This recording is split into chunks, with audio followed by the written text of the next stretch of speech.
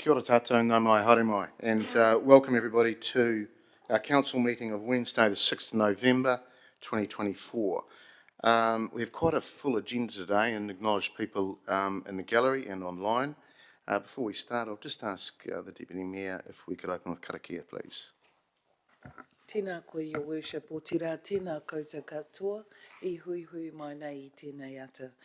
Greetings to everyone who are here today and also online.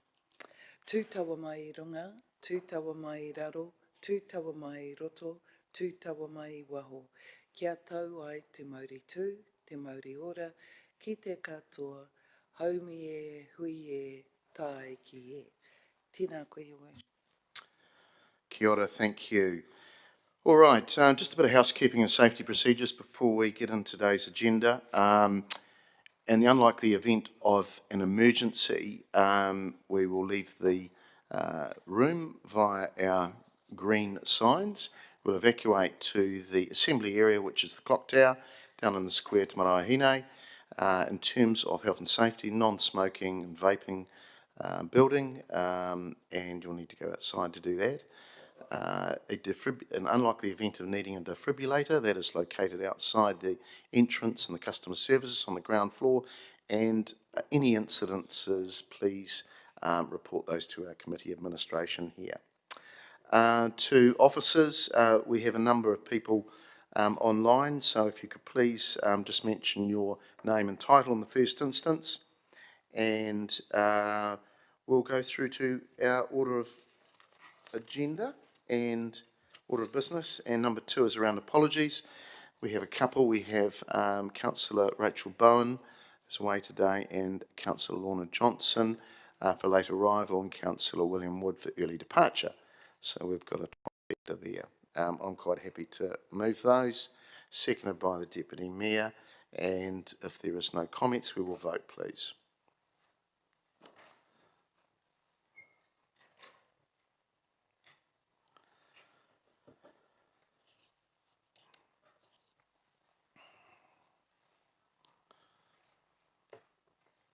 And that is passed, 14 votes for and none against. Thank you. Number 3 is around notification of additional items. I haven't received any. There's nothing from the floor.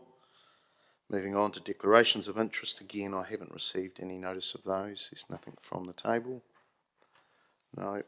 All right, we move through to public comment, and we have a few here today, and welcome those in the gallery. First up, we have Nigel Fitzgerald, which is around transport funding item 10. Nigel. Welcome.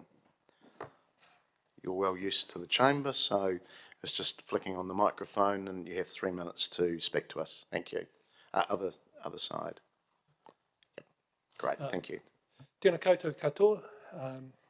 Ngā mihi o ngā rangatira o te Kaunahiri o Papaoia. Hey, thanks for having me come to talk. I've got a photo from the 70s up there, and from a public health perspective, it's good to see kids being active. We hope that they'll continue all that life, and that means they'll live longer and be less of a burden on the hospital. There's also, if you look at the back there, a Mori Miner. It's that car away in the distance. And I was thinking that if that was me a few weeks ago, I'm running late for a doctor's appointment. If I miss it, that's another 6-week delay potentially. So I'd be fairly stressed, particularly with that kid in the middle of the road there, yeah. So I'm very much in favour of separated pathways. I think it makes it safer for both cyclists and motorists, and it also, although most motorists and most are considerate, there's a minority or people that are particularly stressed that do make life difficult. So separated pathway makes it easier. I think now you will never see that many kids riding to school again. Basically, most parents consider the roads too dangerous. And yeah, I think the only way to get around that is to build separated pathways. I acknowledge Lou saying that Palmerston North is no Amsterdam. I quite agree. But I think we could be more like Christchurch, where once they've built a network, they do get more cyclists and more satisfaction with it. But you've got to build the whole network. I also acknowledge that council is in a tricky situation. You've got a flip-flopping central government. Yesterday there were millions of dollars for Cycleway. Now there's none. So it is a difficult time to be in council, and yeah, the other council, central government decisions have put stress on your rates. So I'd like to acknowledge that it's difficult, but I would like to see more happening. And it's not just children. On Friday, I sat for the age-friendly launch, I sat next to Marion, who's got an electric bike. As I'm discovering, once you get older, you heal more slowly. So again, yeah, separated pathways, I think, will help. Feverson Street is the most dangerous street in Palmerston North, both in terms of pedestrian and cyclist deaths. I would like to acknowledge 2 deaths, and one of them was a boy in Boys High. That happened when Graham Tong was roading manager, and a more recent person riding home, a father of 2, riding home from Massey. That happened further down Feverson Street. So I thank you for what you have done. I think that has improved safety. It has also brought you some flack, I acknowledge that. But I think that extra safety is worth it. And will it increase cycling? Well, it probably won't have a huge impact on cycling, because if you cycle on that road during a weekday, you'll come to a parked car at the end of the separated pathway, and then you're either in the doorway or out in the middle of the road. So it's not going to, parents aren't going to suddenly go, woohoo, I can get my kids riding safely to school. But again, as I said before, the money isn't there for it. But I hope you can spend more on active transport. I noticed that in the past when cycling on roading, Sandy put more money into the riverside cycle paths, and that has been strategically a huge success that central government then supported. So you can put more money in that, I'd be grateful. At the beginning, I called you rangatira.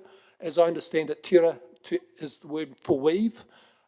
So I think you have a challenge of weaving together cyclists, motorists, and 60-something-year-olds running late for a doctor's appointment. So best of luck. Cheers. Thank you, Nigel. Good point to finish on. And good to see that Pioneer Highway has improved over the years in terms of the state of the road and pathway. All right, our next public comment is from Tom Poole. And this is around stormwater issues in Purdy Place. Oh, sorry, Karen Griffiths and Tom Poole. My apologies. Welcome. Thank you. Morning, everyone. My name is Tom Poole. This is Karen Griffiths. Thanks for taking the time to hear our concerns today. We represent the residents of Purdy Place and would like to make a public comment to the Palmerston North Council regarding the stormwater improvements in the waterway surrounding our properties.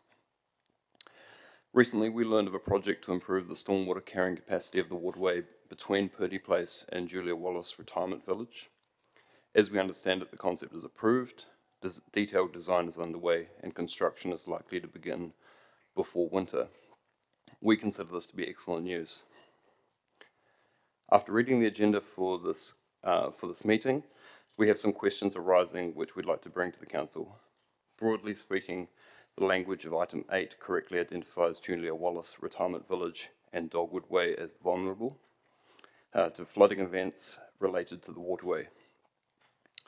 As a group, the people of Purdy Place would like the Council to be aware that we feel similarly vulnerable, and that we have been affected to a similar extent.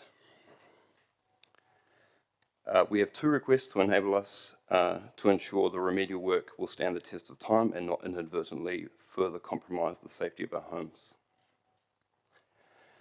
Firstly, we're pleased to read that the Council intends to have officers engage with the residents of the retirement village to better understand the secondary flow paths in their area. We request similar consideration during the detailed design phase, as there are also numerous secondary flow paths between the waterway and Purdy Place. Secondly, we request that the left-hand side of the waterway adjacent to Purdy Place is defended from overtopping in a similar manner to the right-hand side adjacent to Julia Wallace. Our understanding is that the concept includes a wall on the Julia Wallace side of the stream, and we have concerns that would prevent water passing to their side and would then flow onto our side. In summary,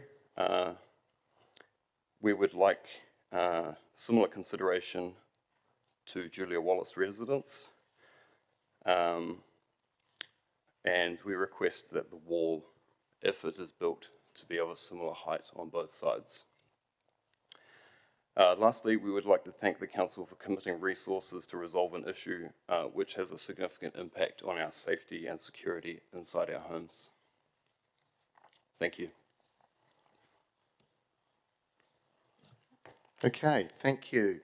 Karen, do you wish to make any comments? No, I think Tom said what needs to be said. Yes, I'm only that I've got a property there that I've had flooded 4 times inside, so that's at each time tenants out of the property for up to 6 months, one time 9 months. So yeah, I'm particularly keen that we don't have more water coming into our side as they defend Julia Wallace. Okay, thank you. All right. Thank you very much. Excellent. Thank you, Tom and Karen. And finally, we have Evelyn Strugnell. So, Evelyn, if you'd like to come up and make public comment as well, please.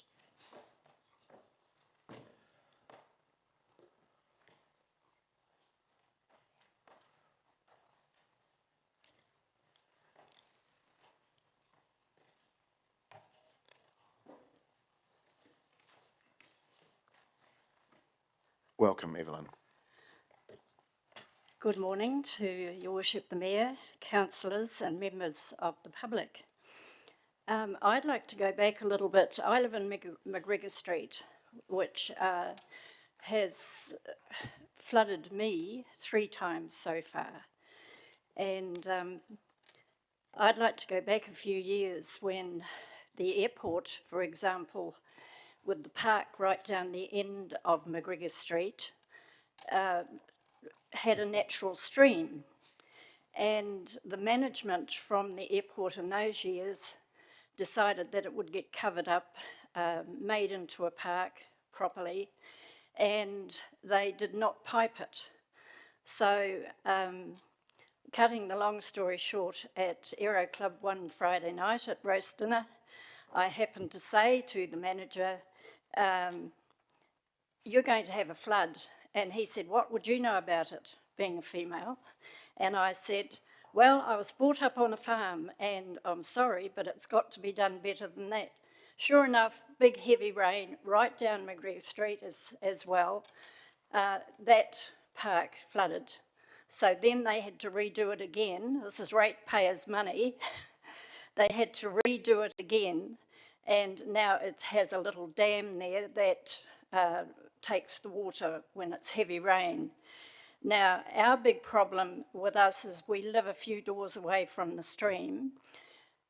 I've been there since the days of sale yards and, you know, the airport being a lot smaller. It's happening that stream cannot, that the pipes in there cannot take the water.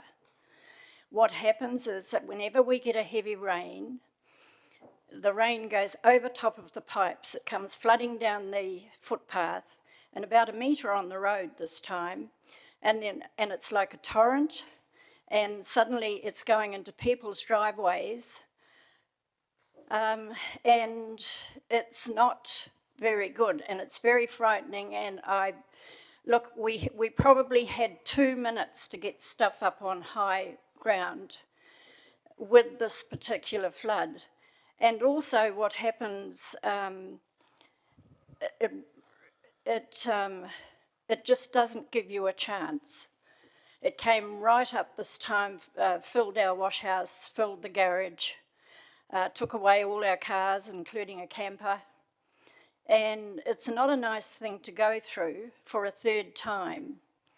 Our Worship the Mayor over there was very helpful last time and very caring, which was lovely. And we did have a problem with a pine tree that was the next door neighbours. They wouldn't cut it down, so I paid for it. And that was blocking all the drains out in McGregor Street, the council drains. And I feel that the important thing is that The pipes in the stream have to be made bigger because they're too old. The stream needs widening. When I first went there, the stream was very wide. Now it's very narrow. And the pipes in McGregor Street either have to be renewed or cleaned more often, because I also paid for the cleaning of getting those cleared. So I wasn't very happy, and I'm, a pensioner now, and it doesn't work that way. So I guess number 1, pipes. Number 2, widen the stream. Number 3, clean the drain pipes. And also I would love a help, sir, with my driveway this time, because it's really wrecked it. All right. Look, thank you, Evelyn. I've been let you go over well and truly, but we've got your point across, and we appreciate Thank you so much. coming in and letting us know your concerns and issues. Well, it's going back a lot of years now. So Yeah, appreciate that, and you've articulated that well. Thank you. thank you. All right. Just make sure you get back okay. That is our public comment done, and thank the 4 members of public that have spoken to us. So we have a recommendation, councillors. Council receives public comments. I'm happy to move it. Seconded by the Deputy Mayor.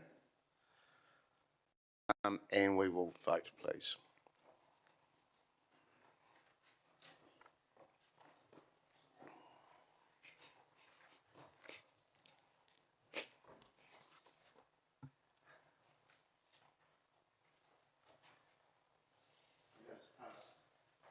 That is passed. 15 votes for and none against. Thank you.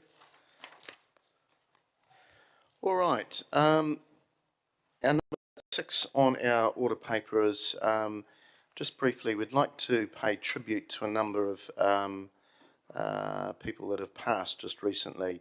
And I'll start with Michael Willis. And some that have been here a little bit longer than myself will remember Michael. And of course, he was our first chief executive of our city council back in 1989. And he had a long history in local government, commenced employment in internal affairs, and was working on the major reorganisation of local government in those days. He worked for a number of local authorities before commencing at Paris North City in October 1989 as our city manager. And he had quite a task to reorganise the structure under the new legislation.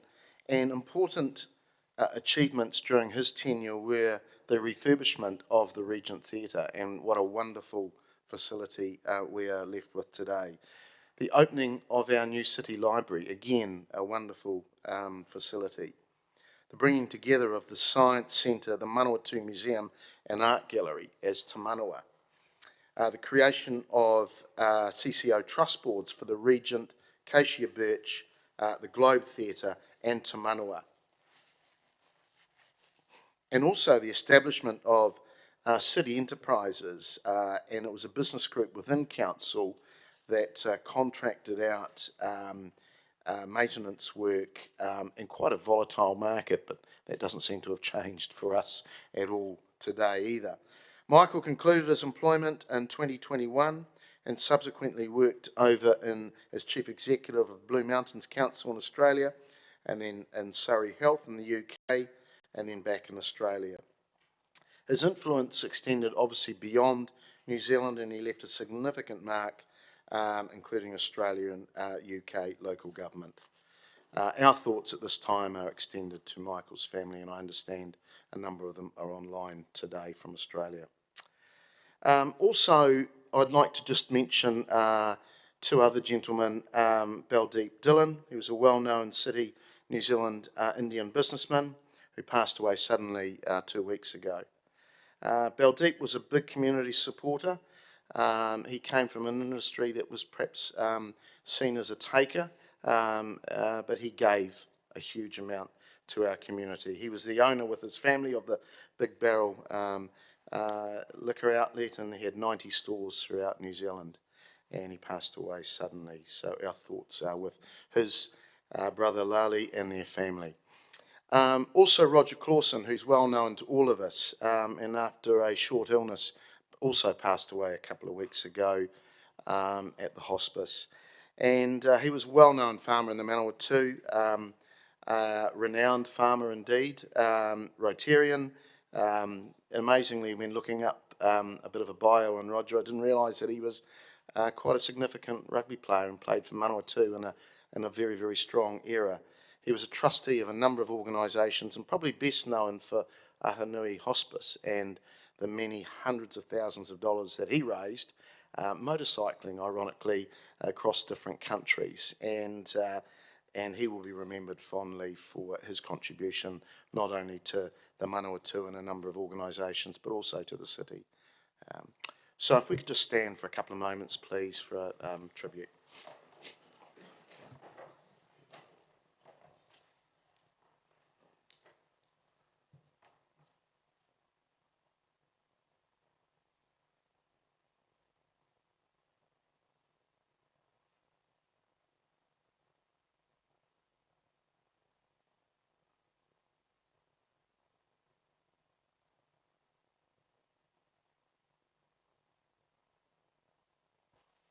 Thank you.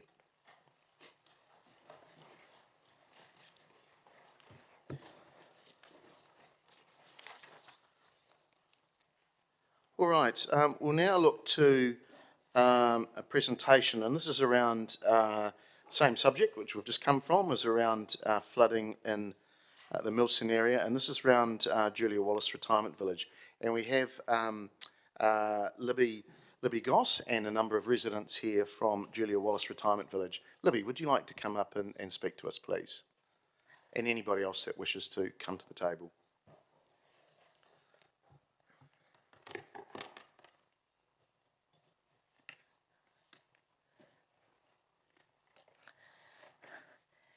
Welcome, Libby. Thank you very much. Before I start, I would just like to actually have a little change in the petition. It's not the Mangoni stream, it's the Milson stream, and I do apologise for that. I'm learning all these different stream names. The other thing I wanted to ask too is, before I start, is can we please have impact reports for the commercial area by the airport, environmental impact reports, the pillars and the new health centre that you're planning. I think that would be of great help to the residents in the village if we could get those 3 reports at some stage. Thank you. I'm sure our officers, they can provide those. They're part of consenting, so they're publicly available, I believe, yeah. Thank you. Okay. Thank you, Your Worship and Councillors. I've got my egg timer here, so I'll try and do this in 10 minutes. It's going to be quick, and I'm sorry about that. We on the following petitions are here to address the serious flooding issues in our village. The residents concerned are asking when you intend to give a definite answer as to when the flooding at Julia Wallace and Purdy Place will cease. Who gave resource consent initially for a retirement village to be built with a stream when the stream in flood would take its natural course, which is right through the bottom of our village? In my opinion, the responsibility for the future safety of over 20 residents in the affected area lies with you, the PNCC. These residents could be your parents, your brother, sister, teacher, doctor, etc., who have given you years of community service and would like to feel safe in their retirement.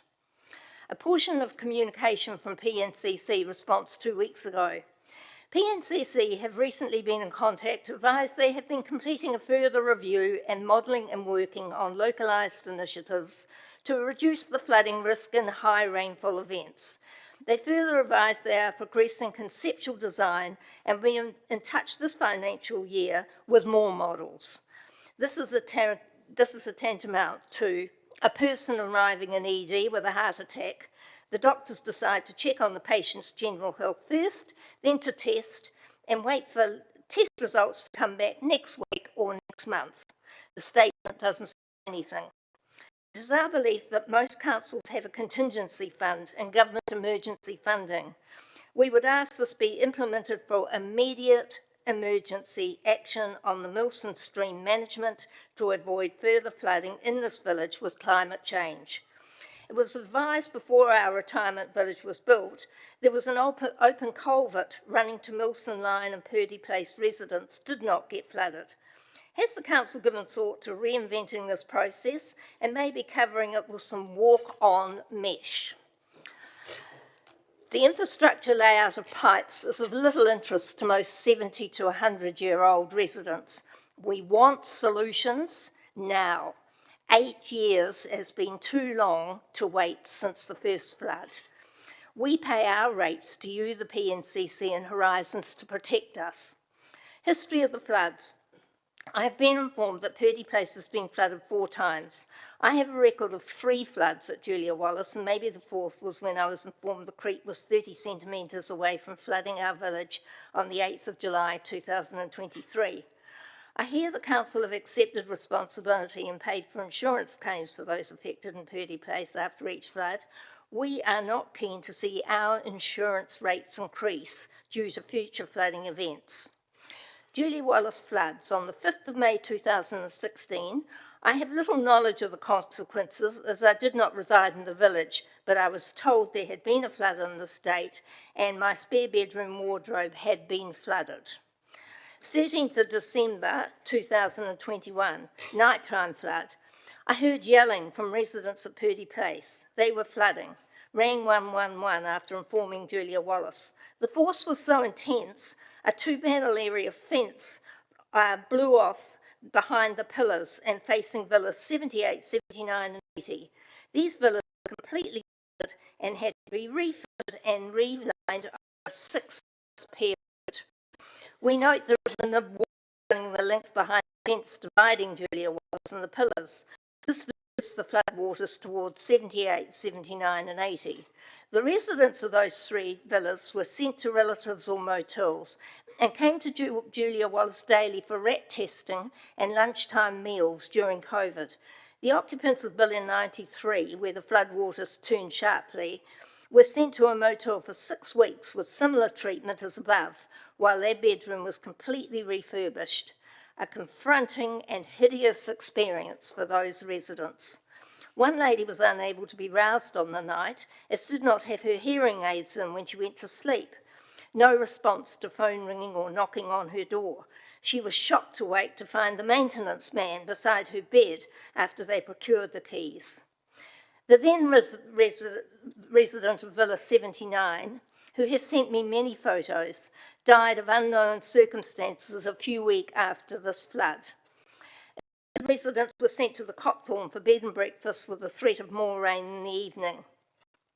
Due to a lack of communication from any sector for very upset residents affected, I personally called a meeting on the 22nd of February 2022, inviting the PNC District Councillor and Horizons representative.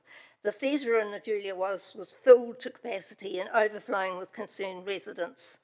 The next communication was a letter from Julia Wallace on the 22nd of March advising there would be communication on a regular basis. We received a report on ongoing council possible activity. The manager of Julia Wallace has sent us email photos of the stream over a recent period of time around rain events and its level, but there have been no further updates or developments or progress from PNCC or Horizons on immediate future upgrades and immediate solutions. I also visited our local MP for advice. There have been no further updates after a letter of acknowledgement of the meeting. I was informed by Julia Wallace Christchurch I was not to hold any more meetings, as will be informed regularly by Julia Wallace with updates from local bodies. There have been no progress or updates. We note a huge tree behind Villa 95 on the opposite side of the walkway had a root grinding process shortly after this flood. We also note that at least 2 residents in the walkway behind Purdy Place have corrugated iron down to the grass level in the walkway, which of course impacts the flow of water to Julia Wallace. Our fence dividing the walkway from our villas does not go right down to the ground. 8th of July 2023, I was sent photos of the Milson Stream being 30 centimetres off flooding. 14th of October 2024. A sudden thunderstorm and a neighbour advised we were flooding. I rang 111. I quickly worked with my neighbour to advise the local residents, who we knew would find it difficult to get out of their homes, to stay inside. The storm was sudden, but would have given serious flooding once again if the rain had not stopped then. It was a terrifying experience and a terrible shock for several new residents in the village. Several elderly folk have been completely traumatised by this latest experience.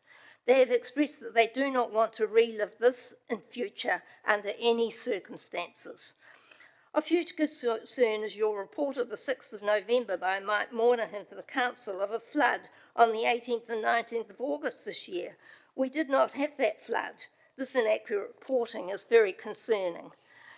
I have 10 by 40 litre pot plant bags protecting my backyard and 2 40-litre bags inside my back door to avoid flooding, which is very dangerous to move.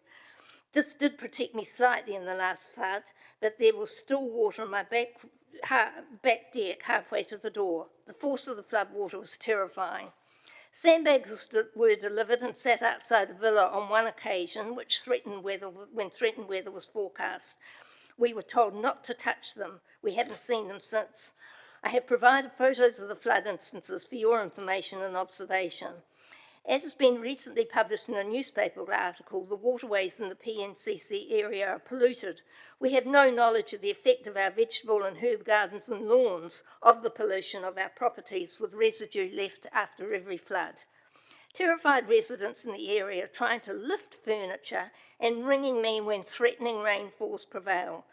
Residents put their life savings in the right to occupy. Once again, they need to feel safe, not have their lives threatened. As there has been no communication involving immediate solution and remedies notified by PNC or Horizons over the last 3 years, we are taking an extreme measure to ensure the immediate resolution. The village is now 18 years old. Shame on you. We are not interested in something happening in 6 months' time. How many more floods will happen before then? What are you going to do immediately about the flooding of the Milson Stream Creek between Julia Wallace and Purdy Place? And when will your immediate remedies be implemented to avoid any future flooding and possible loss of life due to such a pending future flood? Thank you very much. Thank you, Libby, and appreciate you coming in to speak to us and acknowledge other residents in the gallery as well.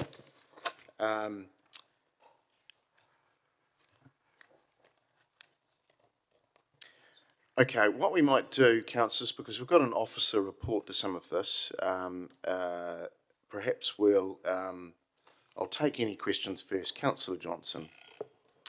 Thanks, Mr. Mayor. Thanks, Libby. I just had a couple of questions for you. The first one is about the management at Julia Wallace. Yes. Are they part of your petition, or are they not involved in this? And I'm not quite clear what their role is in this, I suppose. This is a petition to the council from the residents in the lower part of the village. We have a different issue that we'll be discussing with Julia Wallace, but this is totally from the residents in the lower area. We have tried in every capacity to try and have involvement from Julia Wallace as well, but we want to really define this to the problem of the flooding in the lower region of the village and the PNCC and Horizons. Okay, so what has been the response of the management at Julia Wallace then when you discussed these problems with them? We had the meeting up in the theatre, and then we've had a couple of letters saying that that you're doing something in the future, but we have really had very little correspondence or very little help. Okay. And then the second thing is just when you're describing the stream and where it runs, yes. Just for my own information, because I'm not familiar with it really, is the stream running behind your villas and the back of Purdy Place? Is that where it's running? Yes. Okay. It comes over the top, and Yeah. the natural line of it when it floods, because it can't go through the pipe. And I Yeah. think the natural waterway has always been for it to come down and go past Villa 79, down the road and out the gate by the Milson line. So, but unfortunately that gate gets blocked up and the water comes the other way as well. Okay. So, so that's the area that we're talking about, the Yes. intersection between the back of the villas and the back of Purdy Place. Yes, it's Okay. down to be. Thank you. Thank you. Libby, just on that, and the council brings up a good question. I understand you pay into a body corporate. That's how retirement villages work. And I suppose it is a little bit concerning that Julia Wallace aren't here, sort of in joint with you, because they're the people that we appreciate you're all paying ratepayers. But it would be good to understand what Julia Wallace's position is. And I appreciate you probably can't answer that, and it's something that our officers and myself might need to speak to management, because I've never heard from them about this issue. It's been difficult for us to communicate with them too. Yep. And I believe now there's a whole new pallet or 2 pallets of sandbags that have arrived, but we don't know what's going on. Right. I believe that we're having a residents' meeting on the 27th, is that a Wednesday? Yeah. Of this month, and some of the representatives from Christchurch, our head office, are coming. Okay. And there are matters that other matters we need to discuss at that meeting, but we have just felt so traumatised with what's happened that we felt we had to come and approach you independently. Okay. No, that's fair comments. And I appreciate that there's probably been, you spoke about when things were consented.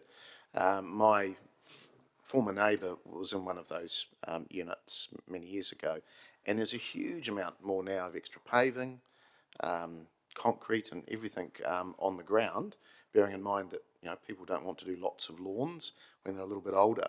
But there is a lot more paving and grass or gardens that can soak up rain and stormwater as well. So it'd be good to get an understanding of what Julia Wallace thinks, or what Ryman Healthcare, what they think and what their plans are as well for the situation. Councillor Barrett. Thank you, Mr. Mayor. Thank you, Libby, for coming in and your very clear statement and request. I just had some questions about, I suppose, what information is made available to prospective residents. Are prospective residents in any way alerted to flood risks before they sign on the dotted line?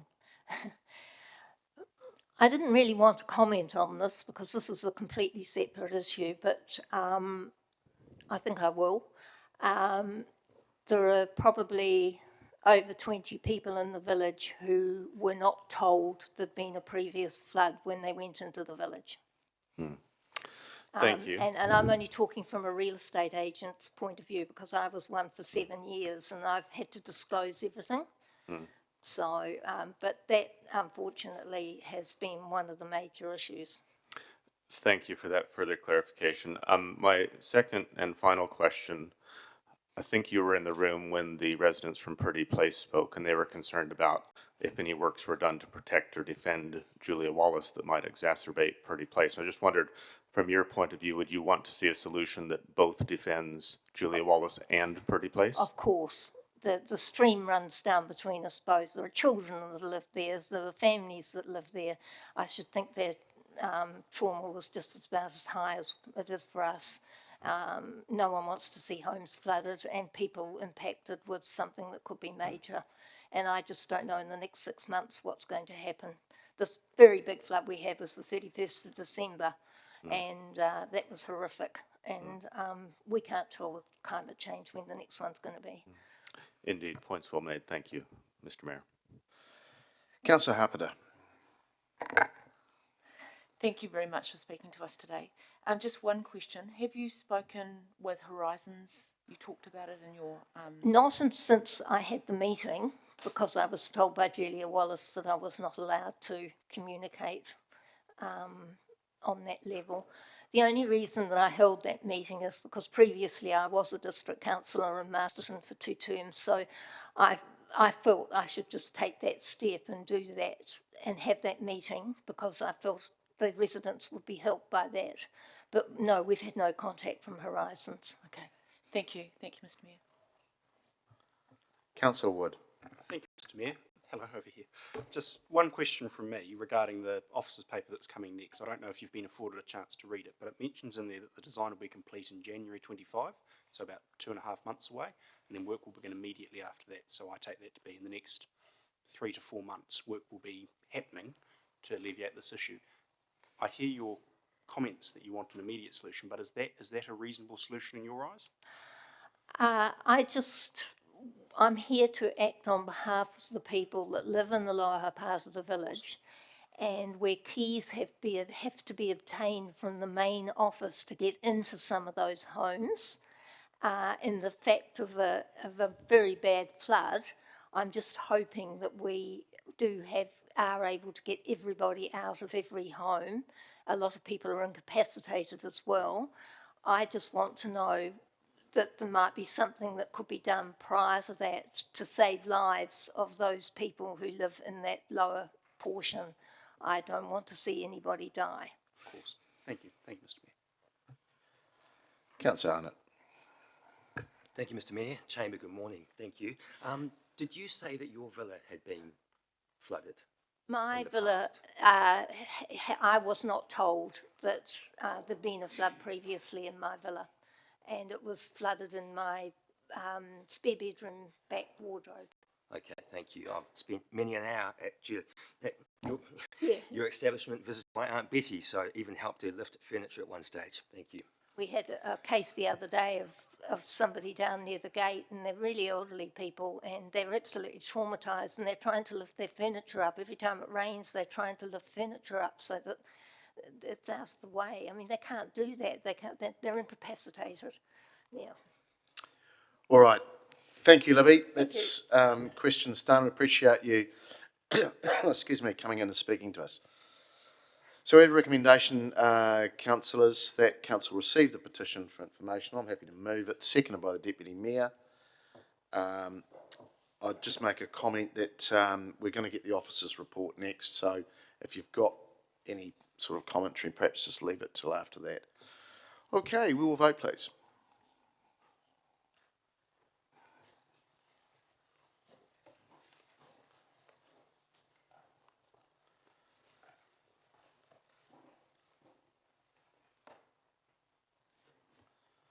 That's passed 15 votes for and none against. Thank you. Okay, we now have a paper around progress on stormwater improvements for Milson, North East Milson. So I'll invite Ricky Fremantle, our Three Waters Activity Manager, and Manager of Three Waters, Mike Monahan, to the table. Thank you, gentlemen. Page 11 of your papers, councillors.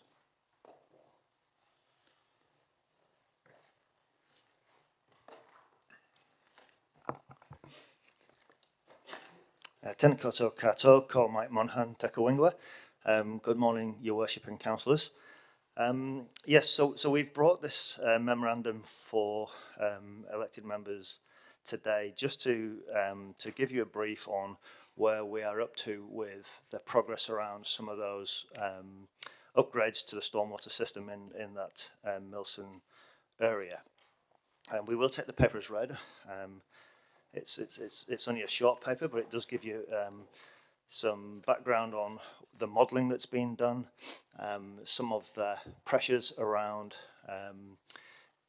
what impacts downstream might occur if we do some of this work, and some of the improvements it will make around the local area in question. Very happy to take questions. Take the paper as read. Thank you. Thanks, Mike. Welcome, Ricky. Look, a couple from me. We've just heard from a number of people today around the area around Julia Wallace. So we've heard specifically around Julia Wallace, but also the area, so including McGregor Street, Purdy Place.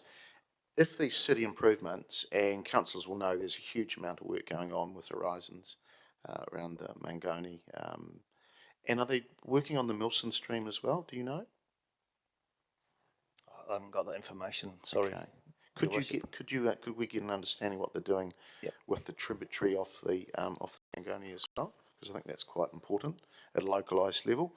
In your opinion, do you believe all of this work that's happening will actually help McGregor, just that immediate area, Purdy Place as well? Yeah, I think it's important to note that the modelling that we've done and the detailed design will improve the situation for that whole area. Right. But it's also important to note that we do need to do the wider catchment management piece as well to get a better understanding of what impacts it will have on the whole city's stormwater network. You know, this I've been listening very carefully to the comments, and this work that we're doing now will improve things, but it isn't the panacea.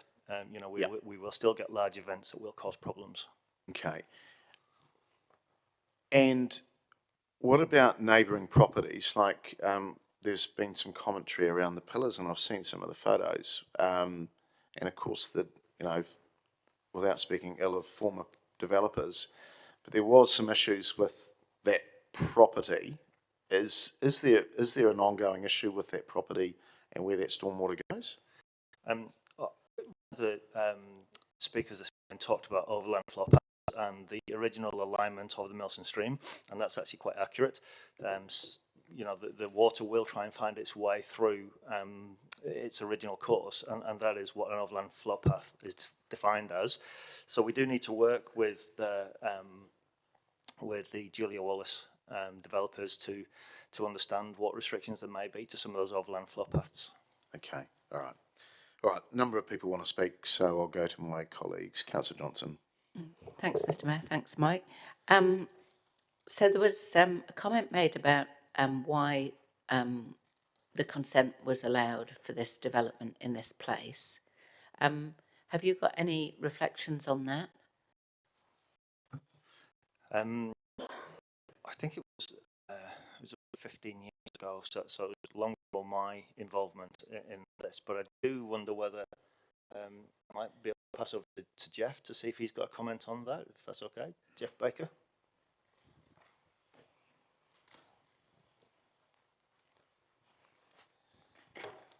Kia ora koutou, ko Jeff Hohob. I'm the consents manager for council. Yeah, the resource consent was assessed around about the time I started in council in 2006, 2007. I wasn't involved in it directly, but about 18 months ago, I had cause to have a look over it. So the application was made by Ryman's, and their expert team were able to make a case that the effects would be minor in relation to all the environmental effects associated with the development. That's not just stormwater, that's the full quantum of things that we have to look at. I recall it was processed in-house, and ultimately it was granted subject to a whole raft of conditions which an officer has successively over the years reviewed and approved. So I wasn't involved in it directly, but it went through our usual assessment process. I do note in the previous speaker made some comments about climate change and the nature of weather pattern changing and greater effects occurring around that. We are seeing that on other jobs. That's the reality.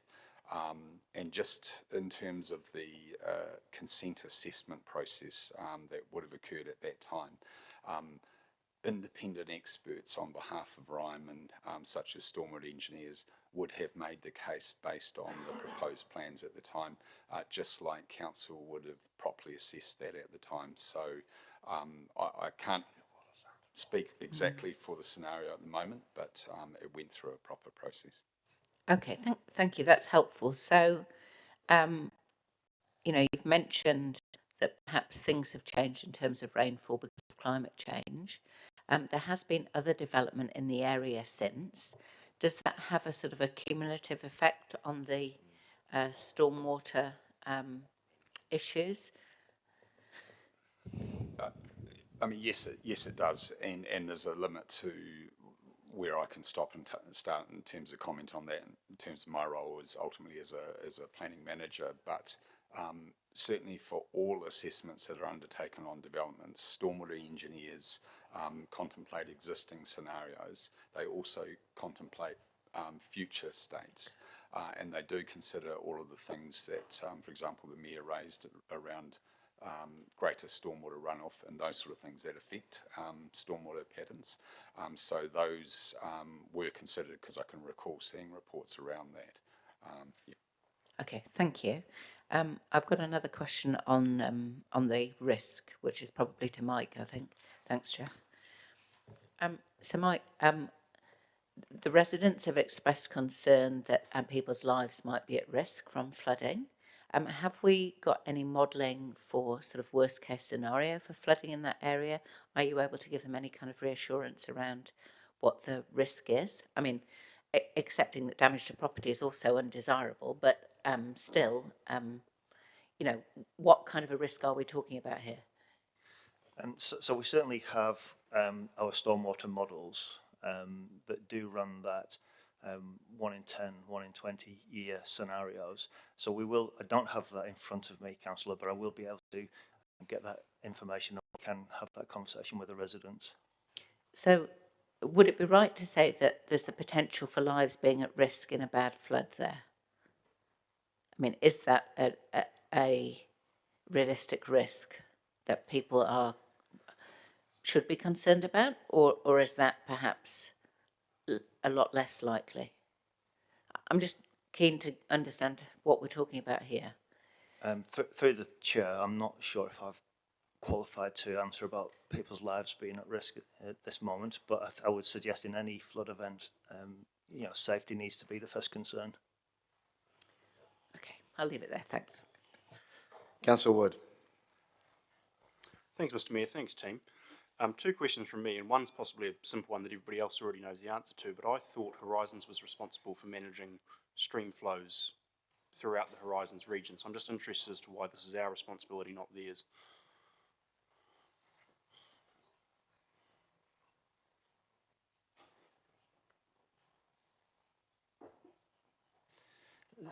So it's our understanding that Horizons are responsible for the Mangoni stream, okay, but PNCC manage the Milson stream. All right, that's fine. My second question was related to point 3 in this paper and on next steps. It says that the design work will be completed in January next year, so about 2.5 months away, and then work will begin immediately after that. Does that mean February, March? What period are we talking about here? Councillor, the work here, by its nature, needs to be carried out in what we sort of class as summer conditions to get access to the area and to do the construction work. So our plan is to move into the construction phase as soon as the detailed planning and the procurement is finished. Okay, so we can be confident that this work will be completed before next winter? That's our plan, Councillor. All right, thank you. Thank you, Mr. Mayor. Councillor Apata. Thank you. The residents brought up that they had a concern around the airport. I just wanted to ask that question about whether or not we have approached the airport about whether they have any responsibility in this area. Not at this point. We probably could do some wider catchment analysis work to determine that impact. Okay, so from a resident's point of view, how will you follow up with the residents to know that has been followed up for the residents? I think what we will do is once we go away from this meeting and we start to look at that wider stormwater strategy piece that will include those wider catchment analyses, we can start to understand some of those inputs and pressures on the stormwater network. Then we can liaise directly with the residents of the village.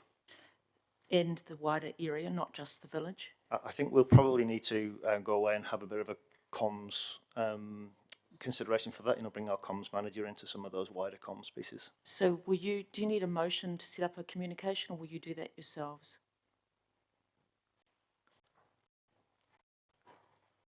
Well, that's up to council to make that decision. We can do communication, but we need to do the strategic work first to understand the bigger picture. I'm happy to put a motion up. Thank you.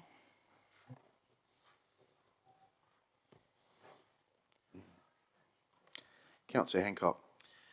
Yeah, thank you, Mr. Mayor. Thanks, Mike, for the report. I guess probably when I actually read the report, I kind of got the feeling that some solutions have been, I guess, put aside because of the potential risk downstream. Is this solution just kind of an interim measure in terms of what are we thinking beyond this because of the flood risk? Thank you, Councillor, and that's a good question. You're quite astute that the detailed modelling that has been done for this piece of work is to ensure we bring some relief to this particular situation, transferring risk to downstream properties. You know, if we, for example, just went and put a much bigger pipe in, all that would do would be move the problem downstream. So the answer to this and the solution is the wider stormwater strategy, which the work has begun. And that would actually involve Horizons to actually be involved with that because it's a tributary to the Mangoni. Is that correct? That will involve other parties like Horizons. Yeah.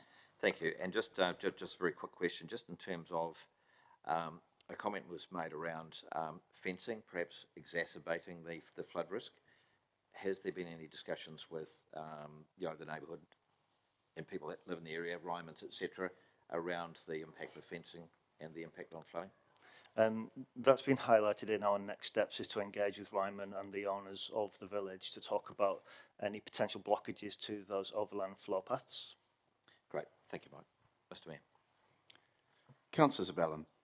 Thank you, Mr. Mayor. Morena Kōrua.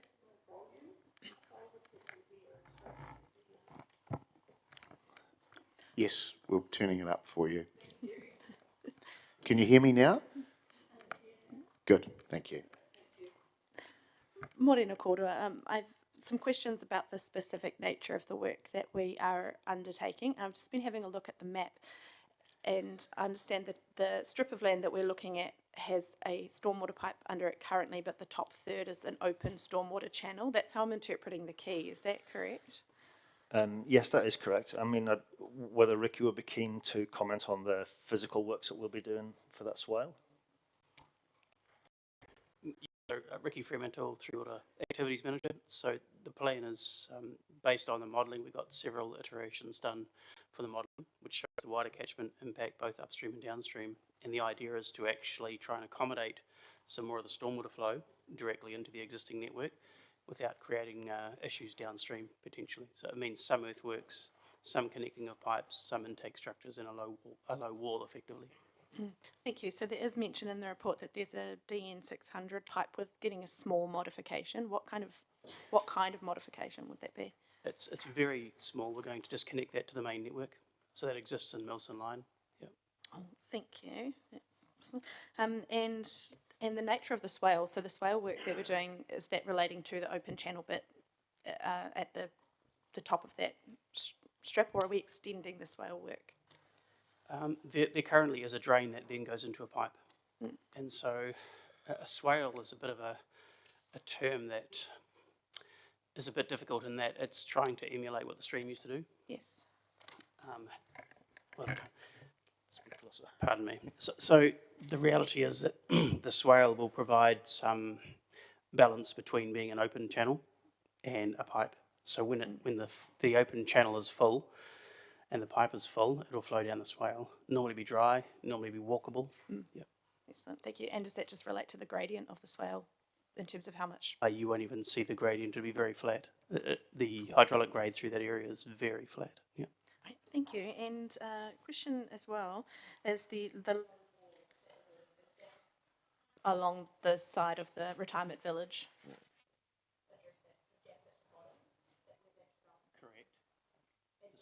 Side. You're right. It's working now, yes, sorry about that. Yeah, that's right. Yeah, so just along the one side. And we take on board the comments that were made in terms of Birdie Place, with it possibly creating other issues for them, but that's not what we've shown in the modelling. Yeah, there's be slight improvements, as Mike has referred to. Thank you. And then my final question is just sort of academic, but I've been trying to find the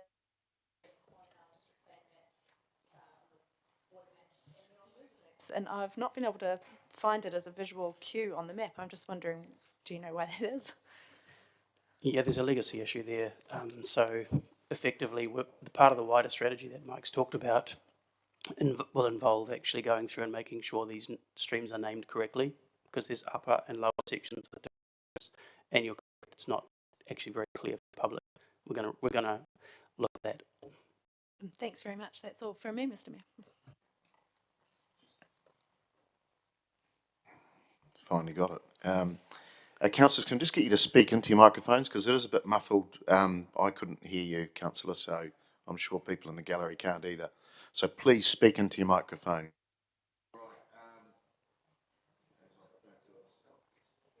Something's not working here. Is that better? Okay, Councillor Naylor. Thank you, Mr. Mayor. My question relates to the flood risk modelling, and I'm just interested to know for members of the community who might be considering purchasing a home or entering a retirement village, how accessible is that flood risk modelling for them to access? I don't believe it's a publicly accessible document. It's a council document at the moment. Okay, so the concern that was raised by the submitter in terms of if the real estate agent or the owner of a complex does not disclose that information to a purchaser, how are they supposed to find out about that level of flood risk if it's not publicly available information?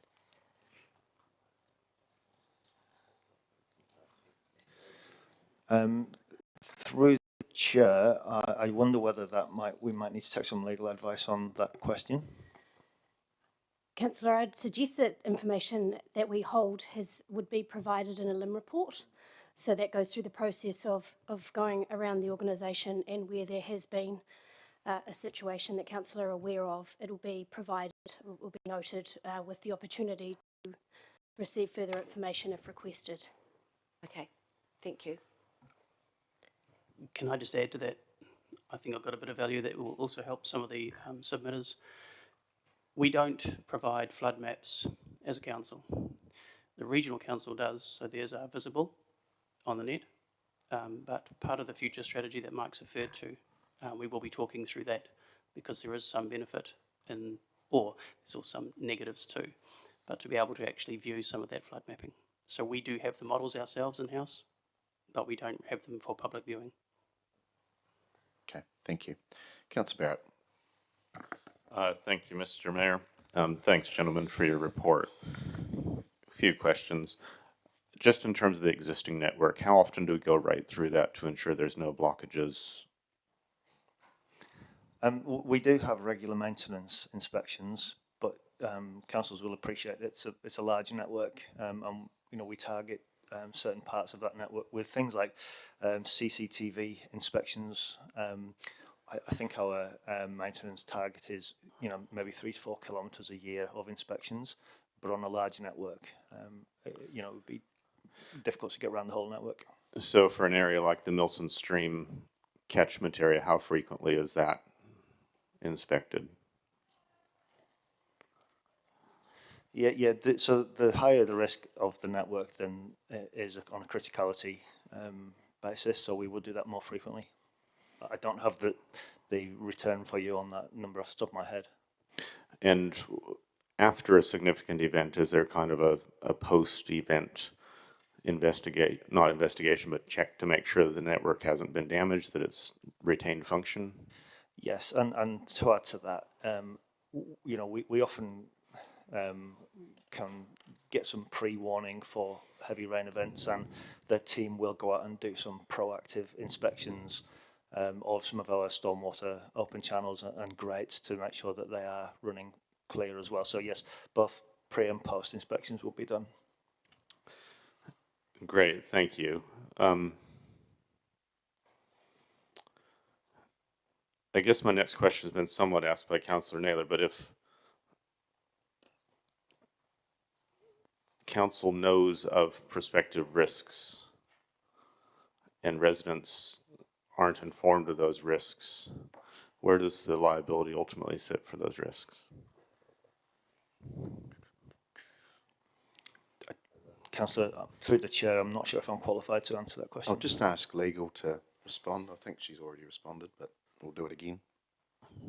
One thing that's relevant to note is that there have been some changes to the legislation around disclosure of natural hazard information that is taking effect from 1 July next year, and we're working with the teams to figure out what it is that we need to be doing to be more proactive in disclosing that kind of information.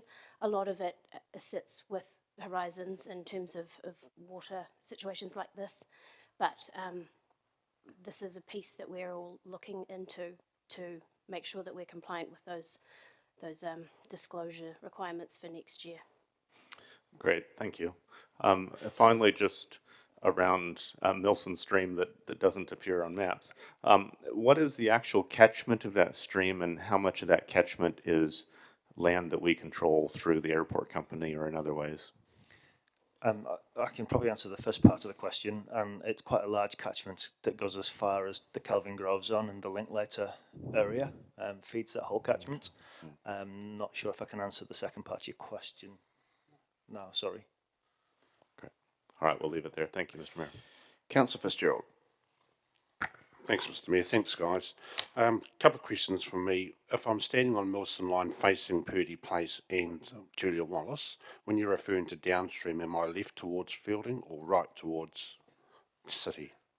Left towards Fielding, Left towards I believe. Fielding. Yeah. The previous Milson Stream, was that included as an option in terms of perhaps swale or some sort of other stormwater attenuation? I'm unsure. I believe the previous Milson Stream that ran through the property in question was diverted down what we call that, where we're going to be building a swale on top of the DN 1800 pipe. So I think the stream was diverted and then piped, and then it goes back into stream as well. Right. And so across the road from Julia Wallace, where the stream heads up and under JFK and then out to Mangoni. Heads along Milson Line towards Fielding and then picks a stream up again. Okay. So the question then, Mike and Ricky, was that an option in terms of perhaps stormwater attenuation as well, to send it obviously downstream but managed back into Mangoni? Yeah, I can talk to that one, Councillor Fitzgerald. So the modelling looked at a multitude of options. So we can actually take the model and dig bits of land out to provide storage and things like that, and then run another option. And so we considered the wider catchment immediately around Julia Wallace and what that could be, what that could look like in terms of fixes. And what we've come up with is the most practicable solution for the short term, at least. Wonderful. Thanks, Ricky. Last question. With all the modelling, you might have had some data about the amount of water that was involved in the previous floods over the last 6-7 years, and whether or not a stormwater management plan today for that section of land, a swale would obviously not be the panacea, as you said, but would assist. Yeah, so what the modelling shows us is, as you say, it won't be the panacea for all events, but will improve the situation by a factor of 5. That's what the model tells us. Okay. Thanks. Thanks, gentlemen. Appreciate it, Mr. Mayor. Councillor Finlay. Thank you, Mr. Mayor. I have 2 questions. Firstly, downstream from Julia Wallace, particularly in behind John F. Kennedy there, how often is that bit of stream cleared and kept clean? Is it our job or Horizons? Yeah, I think, Councillor, we refer to that as the Apollo drain, I think, if we're talking about the same place, and that is on a regular maintenance schedule. I think we had, might have been 2 years ago that we last had the excavators in there doing some work with Rangatani around clearing out some of the, improving the flow through that stream as well. So that is on our, we have 14 kilometres of open channel networks throughout the city, and that's one of those that receives regular maintenance. So when people throw beads and stuff in that creek, they're cleared regularly? I think that would be classed as fly tipping, and another department would deal with the fly tipping issues, yes. Okay, thank you. The other one is now, Councillor However raised it. Now that the residents from Julia Wallace and the residents of the community have come to us and told us about the problem, will we be keeping them informed of what's going on, or does that have to go through Julia Wallace herself, not the residents? So I feel the residents they should be entitled to hear what we're planning to do. I think this may allude to Councillor Harper's question earlier about communication. So yeah, we can take that on board. Thank you. Councillor Naylor. Thank you, Mr. Mayor. Just to follow up my previous questions, I'm still a little bit unclear. So you've said that we do own some flood maps, but these are not shared, but that the legislation might change from July next year. But someone also said that information provided in the LIM report. So the flood maps that are not shared, are they provided in the LIM reports or not? I'll just ask the Chief Planner to respond to that.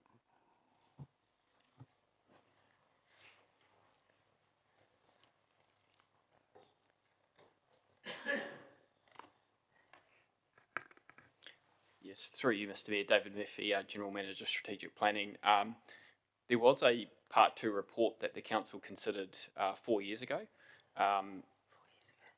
Officers, through a variety, through this sort of work, the work we're doing on Plan Change I and the work that the Legal Counsel advised earlier regarding the LIM. So council officers are currently considering that previous legal advice and that report from 4 years ago in relation to the new LIM advice, and it's likely, or not likely, we are working towards bringing back a paper to council that brings together that earlier advice in light of the changes to the LIM. So there's work occurring in the background on all that. Thank you. So in the meantime, if someone did want access to that information, could they request an official information request and receive it in that way? So in the meantime, well, the LIM legislation hasn't changed yet. So there's, as Legal Counsel said, those come into effect the middle of next year. So for the time being, we think we're compliant with our LIM obligations. However, they will change, and we need to look closely at that information and report and advice from 4 years ago and bring that back to council. Yep, I hear that, but my question is, if someone wanted that information now before that's been determined, could they get that through putting in an official information request? It might depend on the context, but there is already information provided in the LIM report on the status of waterways and things like that. I remember when I bought my place actually seeing a coloured map.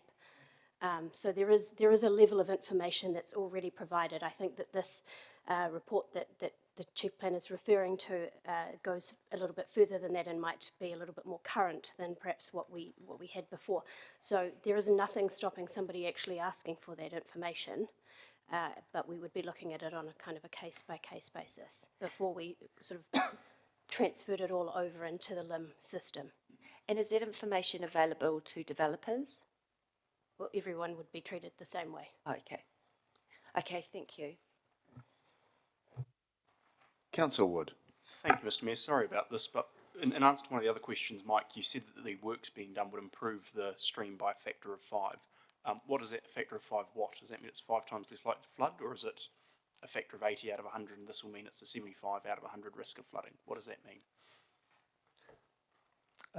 I think what the model tells us is the frequency of events that are occurring for the village now, for the flooding of the village, will be improved by a factor of 5.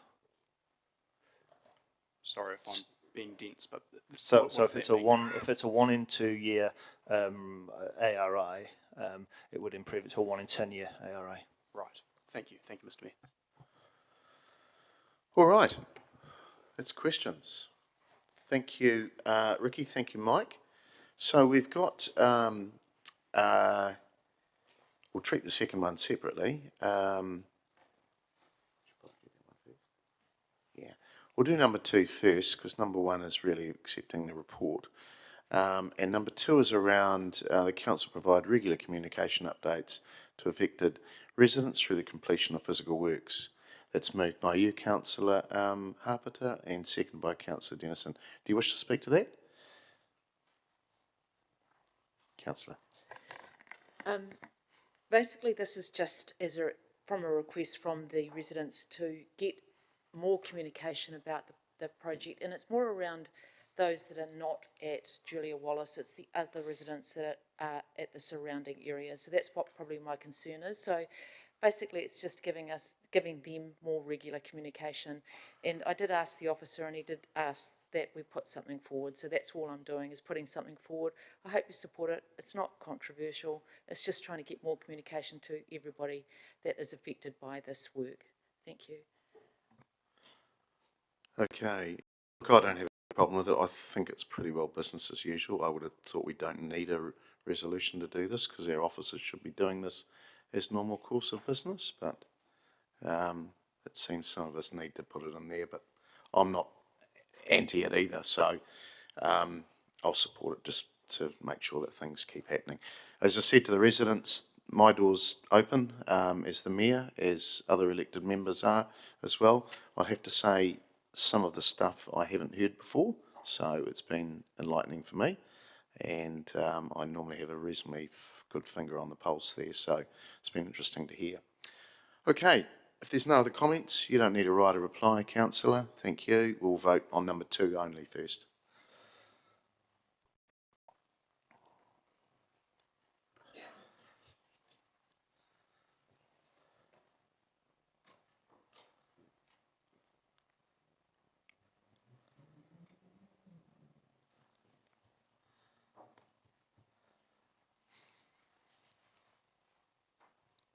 That has passed 15 votes for, none against. Thank you. All right, moving through to number 1, that Council received the memorandum titled Progress on Stormwater Improvements for Milson. I'm happy to move that, seconded by the Deputy Mayor. Councillors, look, I think it's been quite enlightening today just to hear some of the issues from residents in that northeast Milson area, and I'm just not talking about the village. I'm talking about McGregor Street. And of course, you know, I've helped out Evelyn many years ago with her issues around McGregor Street, and it, I suppose it comes back down to waterways that were open once and now have been closed in. So the city has quite a different view on that now, and it would be fair to say there are other parties involved in this, and it's interesting that residents won't be aware of what's happening with Horizons, and we know that when we had our regular catch-up with the council to council, that there was a significant amount of work happening in the city catchment around almost, I think, $7 million worth around the Mangoni. And of course, in its tributaries, it feeds in and almost limits or mitigates the cumulative effects of what may happen in that part of the city. And I think that's vitally important. We can't forget that. And also the wider catchment of that Milson catchment, which Ricky and Mike spoke about, which includes, you know, Linklater Block, Stony Creek and alike, and the airport. And remember, Tutanganui and the airport have huge detention ponds now around them. They didn't previously, but they do now. Those that can recall the Ruahine Aero Park development, it couldn't proceed for a number of years until detention ponds were built. Tutanganui has arguably the biggest stormwater network of any industrial park in the lower North Island. So there is some quite big mitigations there, but it's obvious that there is some issues at a localised level. I think Ryman Healthcare, the village itself, actually needs to be involved in this, and I'll take it upon myself with the CE and possibly the Chief Planner to see management and just get an understanding of what they're doing, because I do know that there has been improvements to the village that don't need a consent, i.e. pavements, extra tarmac, which does have an effect at a localised level. And of course it makes things like neighbourhood support, civil defence, some of the things that Libby was talking about, more important at an emergency level as well. So I think there's work going on. I mean, I think we've got the sense that it needs to be urgent, and if we can get a real understanding at an immediate level what's happening, that would be beneficial for all involved. So I ask you to support this, and again to the residents, if you feel nothing's happening, the door's always open, you can come and talk to us. Councillor Johnson. Yeah, thanks, Mr. Mayor. Just some brief comments. I think the first one is I just want to say to the residents that I do understand the anxiety that you feel when it rains, because my property also backs onto a stormwater drain, and when it's raining and the first thing you're doing is going looking out to see what the level is and wondering how high it's going to get. So I understand that concern, and I think you've done the right thing by bringing it to us today, and it's reassuring to hear that officers are already working on it. But it does raise a bigger picture that I want to talk about, and that is that things have changed very much in terms of the rainfall in the city over the last couple of decades. And that's why I asked the questions about when the consent was granted for this project. Stormwater engineers, as to the best of their ability at the time, felt that what was in place would be adequate to control the stormwater. But now the types of rainfall events that we're having are different. We get a lot of rain all at once, and it overwhelms the stormwater system, and we've seen that in other parts of the city as well. So recently, residents in other parts of the city also were struggling with a lot of ponding in the streets and concerned that their houses would be flooded. So we've just got to sort of understand that climate change is with us now, that these rain events are different, and that we as a city are built on a swamp, and therefore our stormwater system is under quite a lot of pressure. We have got a stormwater strategy being developed, but I think that this is going to be an area that is going to need change over time, and as a council I think we need to be well prepared for that. So just to say that, my understanding from what we've been told is that the best decision was made at the time, but that things have subsequently changed, and that now we've got to be a little more cautious about how we consent development in terms of thinking about the amount of hard standing, as the Mayor talked about, whether or not there's on-site stormwater detention and so on. So I guess it's a sign of things to come, I'm afraid, that we need to be concerned about consenting for stormwater, and also about our system and whether or not it's fit for purpose. So thank you for bringing it to us, but also I think it's kind of puts the rest of the council on notice that we're already aware of, but we're a bit more aware of it now, that stormwater is going to be a very important issue going forward. Thank you. Councillor Arnott. Thank you, Mr. Mayor. I'll be brief, but I also would like to thank you for coming in, and also understand how stressful these sort of things can be. And I'm sure my Aunt Betty is looking down, rubbing her hands together, because she certainly was worried about this, and worry and stress can kill. It concerns me that people aren't being told that places are flooded, and some of these institutions really can be a bit of a lure unto themselves. So lots of questions I think have been brought up here today. I applaud the more communication, and let's hope going forward things move quickly. Thank you.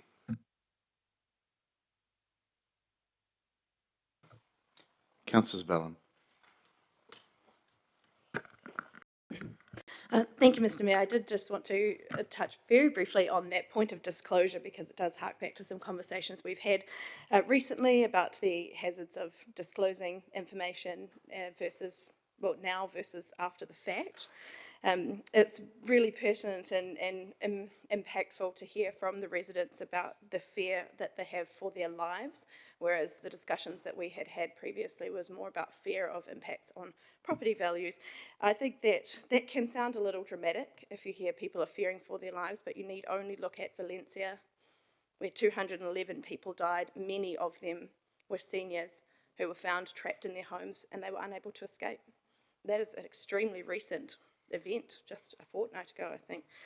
So I'm very interested to hear about the disclosure info changes, and we'll be watching that with a close eye. I think it's something that needs to be up front. If we have information, people are going to be really, really lost if they bought us not knowing that information when that information was known. That's unacceptable. Thank you. Councillor Fitzgerald. Thanks, Mr Mayor. Just to support my colleagues with regards to disclosure, absolutely agree with Councillor Zabellin in that regard. I think part of the conversation that was coming from the residents today was the disclosure responsibilities on behalf of the property developer, who was Ryman's in that case. And if they had used a real estate agent, as Libby obviously said, then those disclosure responsibilities sit with them. With regards to what information is available on our LIM reports, good or bad, it's only available to those who request it. So I'm looking forward to those changes as well. Thank you. I wasn't going to say anything, but I have to. Look, disclosure. Who's bought a house recently? Right. Did you get a LIM report? You didn't. You should have. I mean, seriously, and I'll just have to correct some comments around the table. If you get a LIM report, there is information disclosed. So I just want to clarify that. Yes, you have to request it, and I appreciate that, but that's what it is. It's good to understand that there is going to be some strength, more strength around that. So I suppose we'll leave that alone. Look, Councillor Johnson summed it up really well. We absolutely hear you, residents. We absolutely hear you. So don't think that your voices haven't been heard. There's a bit of burning fire under the offices now to get things done. But we are built on a floodplain. Palmerston North and the wider Manawatu, it's called the Tainui Basin for a reason.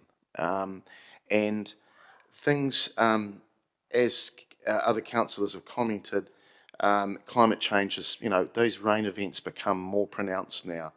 And I must admit, I do listen to the roof and just worry a little bit when I hear it raining, because the city is vulnerable, and we can only do what we can do. Yes, we are working on a stormwater city-wide strategy, and I think that's really important, and I stress to the officers that we keep work on that at pace. Is our network good? Yes, it is, but it does struggle to cope at times, and that you just need to see other cities that are not as fortunate as us that really struggle. We have a number of mitigations in place. Our stop banks are the highest in New Zealand.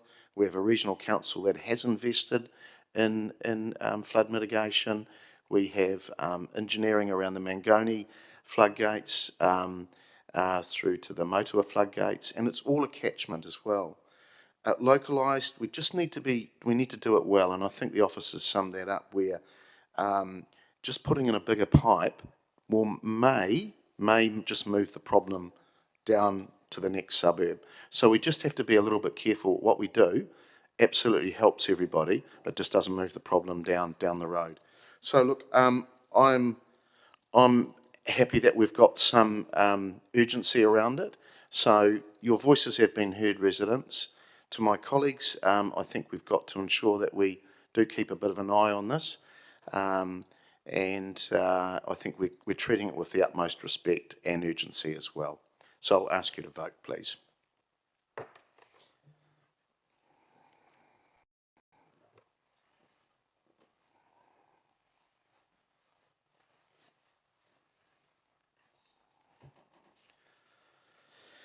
And that has passed 15 votes for and none against.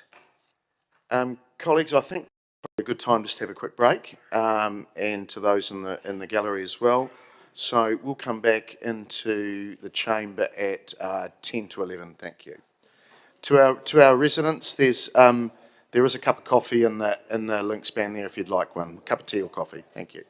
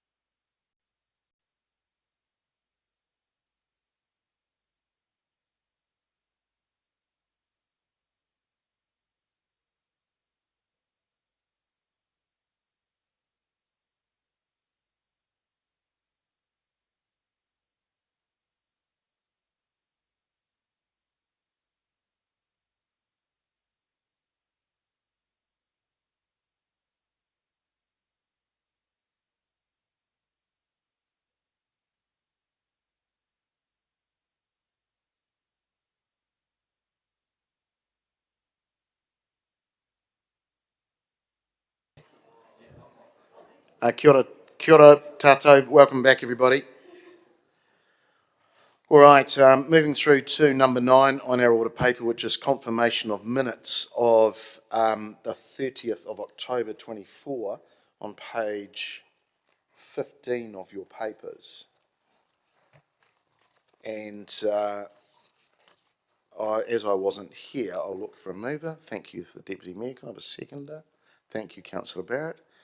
Any matters arising from those minutes? Page 15 of your papers. There being none, we will vote, please.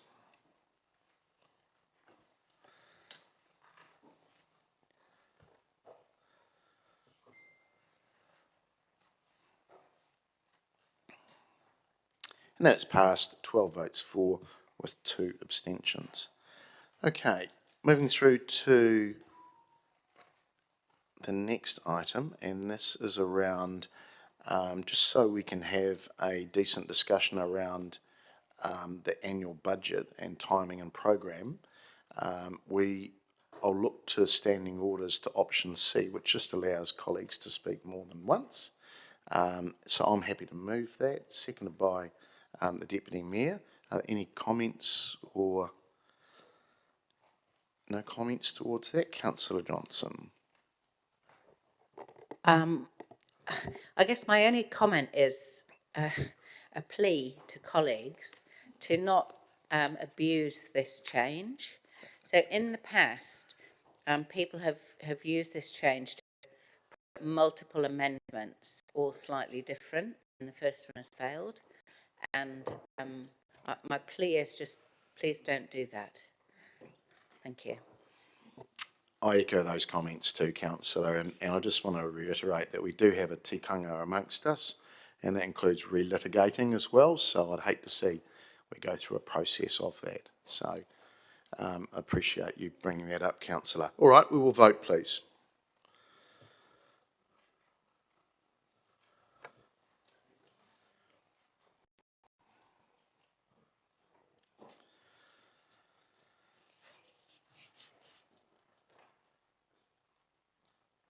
And that has passed 15 votes for and none against. All right. We now move through to presentations of Part 1 public recommendations, and this is around the Sustainability Committee of the 16th of October 24, and I'll ask the Chair, Councillor Barrett, to speak to that. Councillor. Thank you, Mr. Mayor. Yeah, presentation of Part 1 Public Sustainability Committee recommendations from 16 October 2024 meeting. I'd like to move that we adopt 3224 around local waters done well, and that we note 4124 around Manawatu River Shared Pathway. The reason to note the latter is that it is we're on the cusp of an actual debate around the transport budget. I think it's easier to note at this stage and allow the debate to happen further down the track. Thank you. And seconder for that? Yep, thank you, Councillors Ballin. All right, no matters arising from that? There being none, we will vote, please.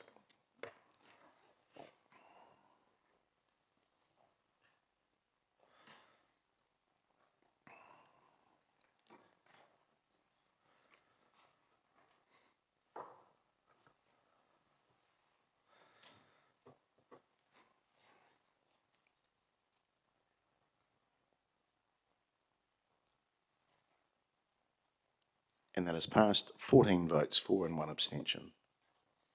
Thank you. All right, we move through to number 17. That's page 109 of your papers. And this is around presentation from our Part 1 public recommendations around our Community Committee of the 23rd of October 24. I'll ask the Chair, Councillor Johnson, to speak to that, please. Thanks, Mr. Mayor. I'd like to present the Part 1 Public Community Committee recommendations from the 23rd of October 2024 for adoption. Thank you. And seconder, my apologies, Councillor Hancock. Are there any matters arising to this? Councillor Naylor. Mr. Mayor, I was just going to ask if 29-24 number 3 could be taken separately, please.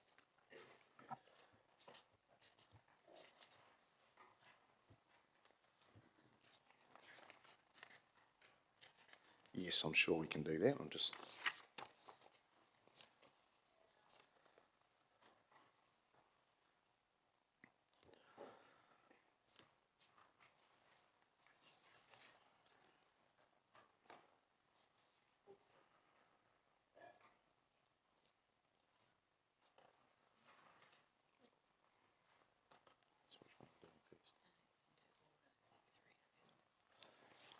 Okay, we're going to do all the recommendations.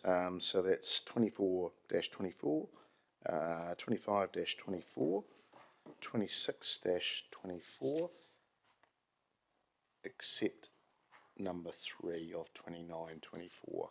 So we're just voting on the first part.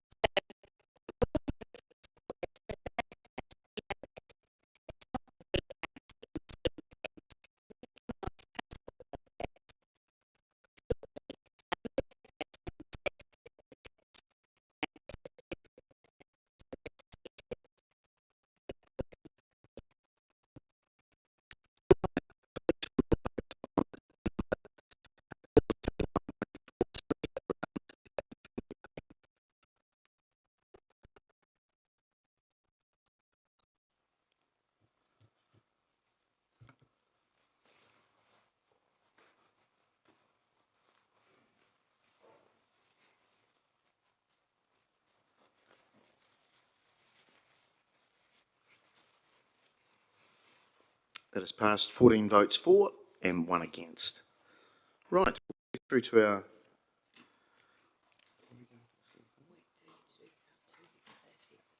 Okay, colleagues, just bear with us while we swap in and out of part 2, back into part 1, possibly back into part 2 later on. So you're just going to have to, and staff, just bear with us while we do that, and the media as well. So we're going to go to exclusion of the public, number 19 on our order paper, for reasons set out in the Sustainability Committee meeting of the 16th of October. And I'll look to move that, seconded by the Deputy Mayor.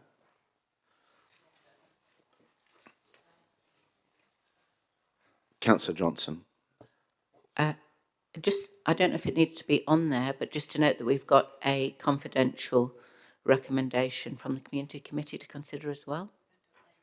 We were going to, the jumping in and out. Oh, we're going to go back to that. We're going to go a bit later. Okay, all right, no, that's fine, just wanted to get missed out.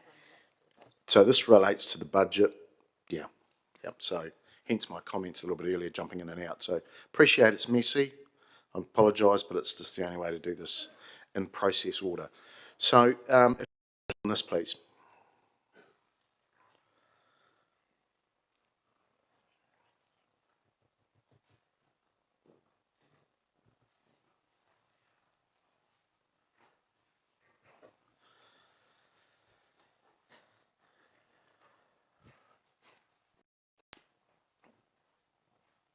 It's passed 15 votes for and none against.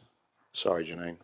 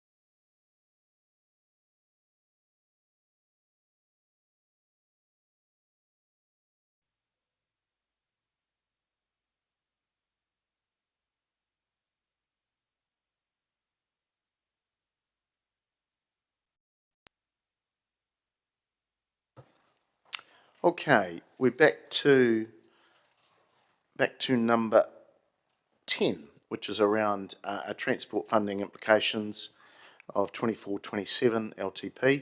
Now, there's a memo here from our Transport Manager, Glenn O'Connor, and Finance Manager, Scott Manser. I invite you to come and speak to that. That's page 21 of your papers, councillors, and we have James McGill, who's available for questions as well in the gallery. Thank you.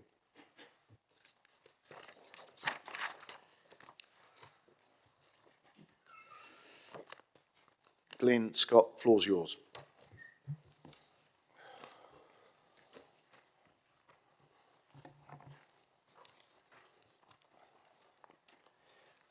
Mr Mayor, councillors, thank you for the introduction, Mr Mayor. Glenn O'Connor, Transport and Development Manager. So the paper we're discussing today is the transport funding implications. Councillors will be aware that on the 2nd of October we brought a paper seeking direction on the implications of the reduced transport funding from NZTA amongst other issues. At that meeting, Council asked the Chief Exec to report back on some financial modelling and also potential consequences of any service delivery changes. We had a focus in the paper, and in fact on this paper, on the local road pothole activity classes. Had a reduction in the walking and cycling activity class, but noting councillors had requested an additional 1.1 million for footpath funding. Councillors also asked staff to prioritise Amberley Bridge, Kilburn Grove and Stony Creek Road improvements, some citywide drainage additional improvements, and other programs that were funded from reallocation of council's local share. The Manawatu Regional Freight Ring Road was also a priority, and the funding for that is included within this paper. We also included within this paper funding for the emissions that we discussed at the previous meeting. As a bit of background, council's well aware due to previous papers that our transport funding was well reduced from what we sought initially, and we got just under half of the funding that we'd sought.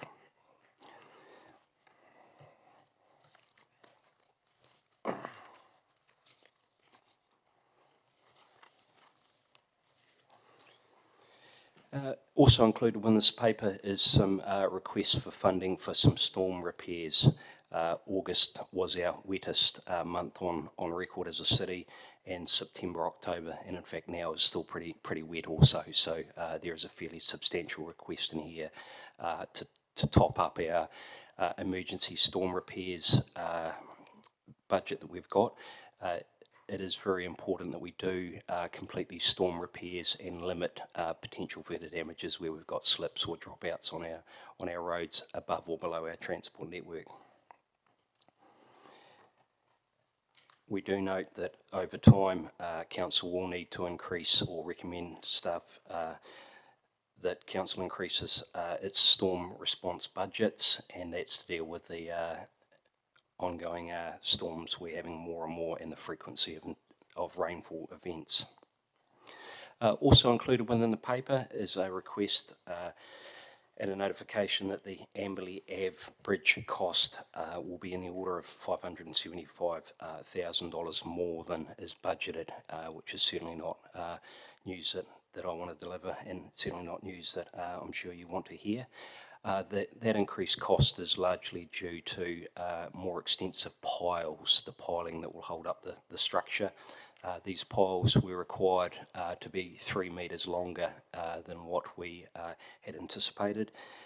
That necessitated additional dilapidation surveys, condition surveys of nearby properties, and we extended the amount of surveys we're doing because we were essentially whacking these poles down further, and we wanted to make sure that we were clear of the current state and the future state once we finished the work of the neighbouring properties. Also included within that cost was some some services that cost more to relocate than what we'd envisaged and anticipated. So that's the 575k of additional costs. Service level changes. In short, officers believe that the reallocations detailed in this paper will limit as much as we can the service level changes with a strong focus on road resurfacing, rehabilitation and drainage issues. So ensuring that we can waterproof as many of our roads and our transport network as we can, to ensure that we keep the drainage up, and the drainage is in its wider sense, and that also includes street sweeping and litter, leaf fall clearance, which is also in the road drainage category. Noting that we've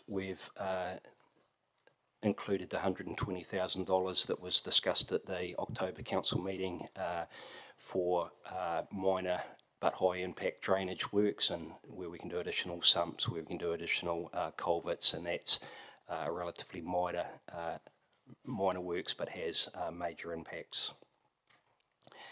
Our focus, as directed in the October meeting, has been capital new focus has been the Stony Creek and Kilvin Grove road areas.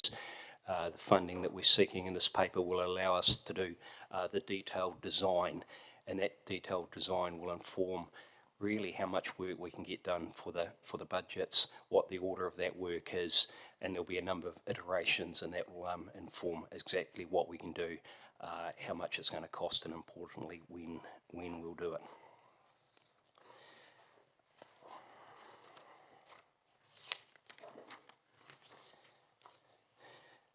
Probably the last section I just want to highlight before I hand over to my colleague next to me is there were some works that weren't completed under the 30th of June 2024 budgets, and again this is an impact of work that we hadn't completed for a number of reasons, and because we got no low cost, low risk, no capital new, very limited additional funding, we're seeking that these are fully funded by council in the current year.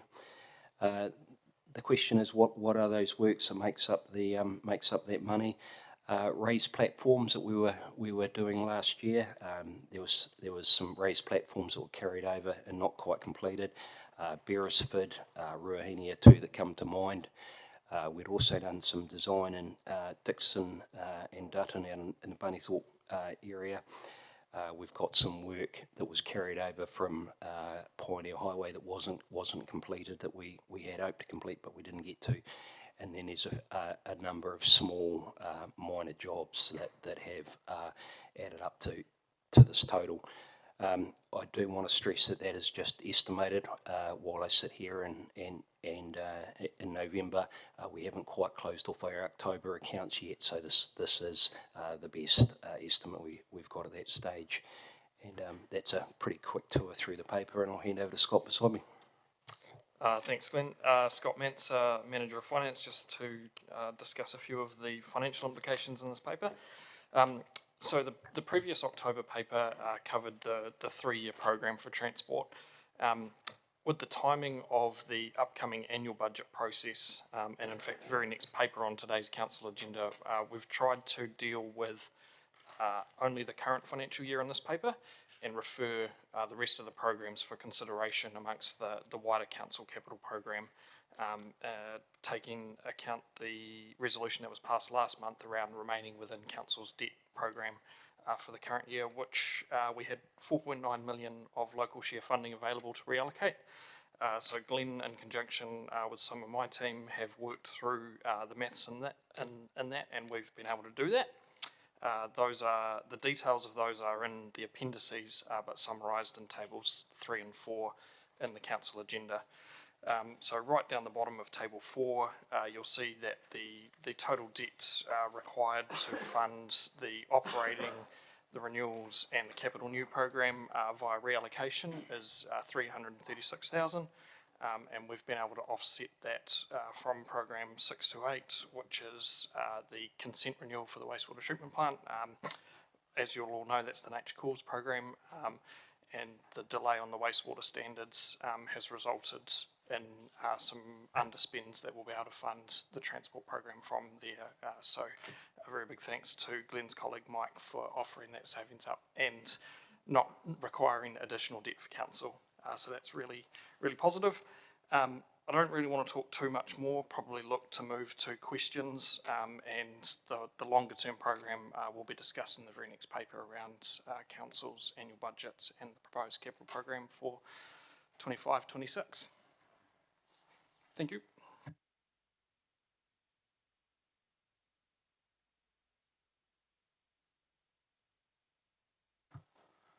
Okay, thanks, gentlemen. A number of questions. Councillor Wood. Thank you, Mr. Mayor. Thank you, team. A few questions from me, and apologies, I wasn't at the 2nd of October meeting, so if this is covering ground that's already been covered, I'm sorry. I just want to ask on page 25, table 1, regarding the Manawatu Regional Freight Ring Road business case, that was budgeted to cost $1.4 million over the 3 years. I see now we've got no funding, we're budgeting that to cost $1.14 million. Just wondering what the reduction is there and how we're achieving that.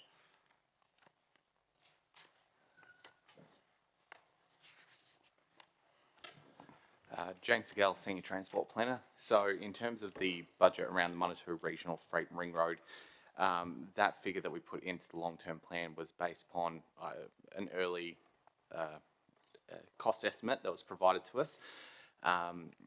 This financial year we've been progressing some work with a consultant to help with scoping the business case as well as procuring it. And so I guess the difference in budget of what we're forecasting under the proposed options will see us matching what we expect the updated costs to be. So it's just changed between initial estimates versus ongoing work at the moment. That's great, thank you. My next question relates to page 34 on attachment for operating roading. And again, I believe this was covered in October, so I'm sorry, councillors, but looking at the 6 items which are tagged with insufficient budget, the last update I recall was at a elected member senior management catch-up where that figure was around 1.7 million, so the 400,000's new to me. I just want to understand how we got here, when 4 months ago we approved the LTP to be $2.1 million off our operational expenditure, and B, if it's increased 400,000 in the last month, how much more can we expect going forward?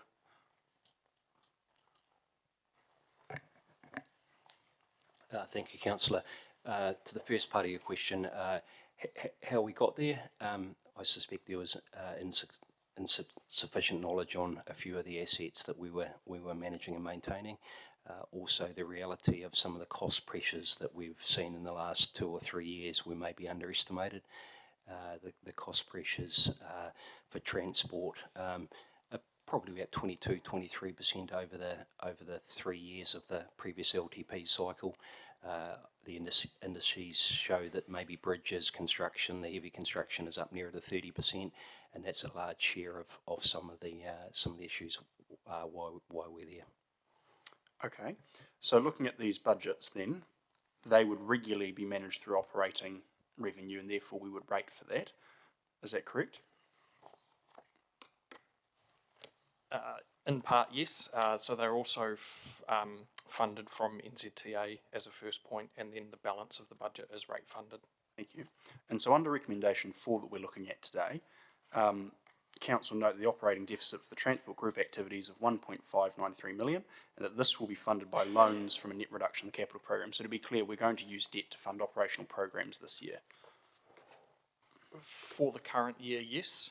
And the reason for that is we've already rated for the operational expenditure. So we either don't do the work, and I would probably take the words out of Glenn's mouth, we wouldn't recommend that, or we debt fund it because we've already set the rates and received the rates revenue for the current year. All right. Thank you, Mr. Mayor. Councillor Johnson.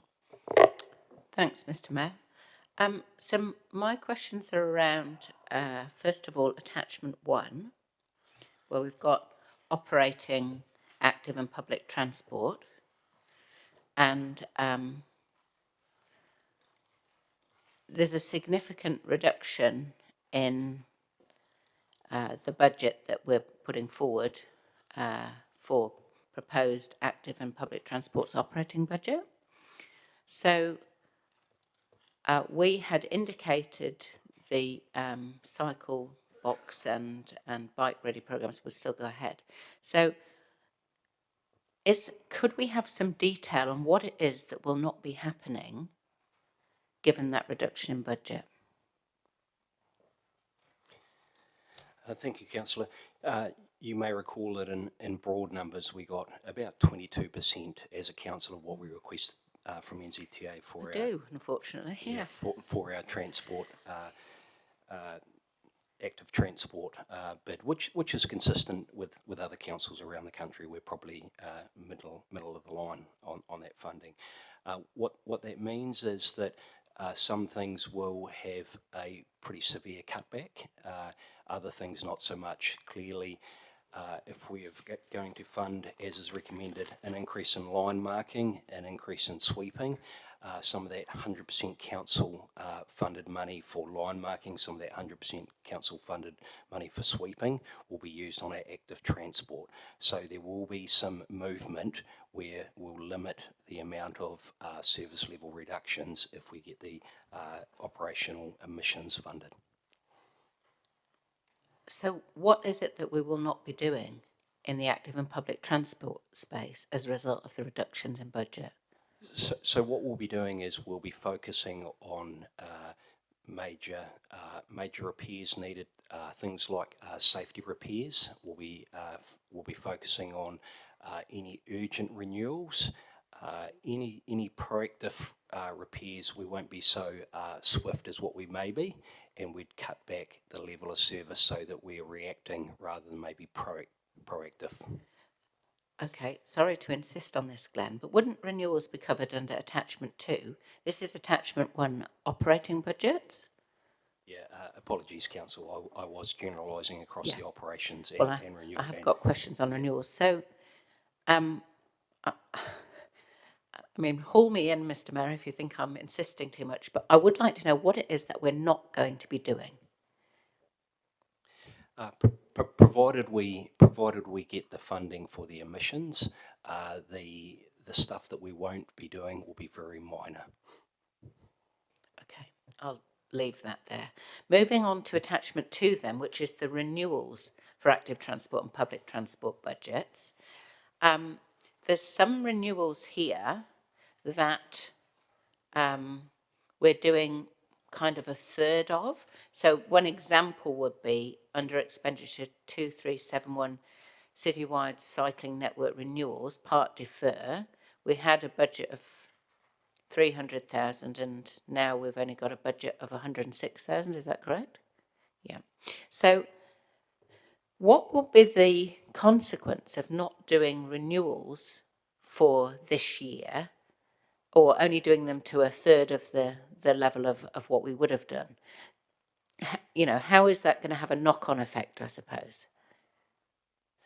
Councillor, our assets will start to look tired in time, and by tired, some of our, I don't know if I pick bus shelters, some of our bus shelters might look a bit older than what they would if we were to renew them on as per the original plan. I do want to note, though, that with Council's request to put in footpath renewals of 1.1 million, we'll be retaining that level of service there. So that's a similar level of service as what we delivered last year. But certainly our assets will look a bit older and they'll look a bit tighter. Is there a risk that when we do come to renew them that there'll be more expenditure required because we've deferred the expenditure this year? It depends, and to put some clarity around that, if you unbolt a bus stop and take it away, it sort of costs the same if the bus stop is tired or it's well past its use date. For other things such as footpaths, if you delay too long, that's where you have problems because the water gets into the footpaths and then you may have to renew the subgrade, for instance. So it does depend on the asset type. Okay, so there's in attachment 3 then there's a budget around shared pathway slip prevention, which is going to be completely deferred. So is that not likely to result in greater expenditure being required to deal with a slip, as opposed to us putting a stitch in time, I suppose, to stop the slip? Yes is the answer to your question. There is potential if we don't do the stitch in time that we'll have additional costs. Okay. I'll leave it there, Mr. Mayor, for now. Thank you. Councillor Barrett. Thank you, Mr. Mayor. Thank you to colleagues for covering a good amount of useful territory. A few questions remaining for me. Just around paragraph 2.14 and referring to having to do more piling and deeper piling in the bridge replacement. It talked about needing to monitor any impacts on adjacent properties, and I just wanted to know where if there are issues created in adjacent properties, where the liability sits. Is that with the contractor, or is that with us as council? I would need to confirm that, Councillor. I'll get back to you with the answer to that. So do we have any budget at all around collateral damage associated with roadworks, effectively?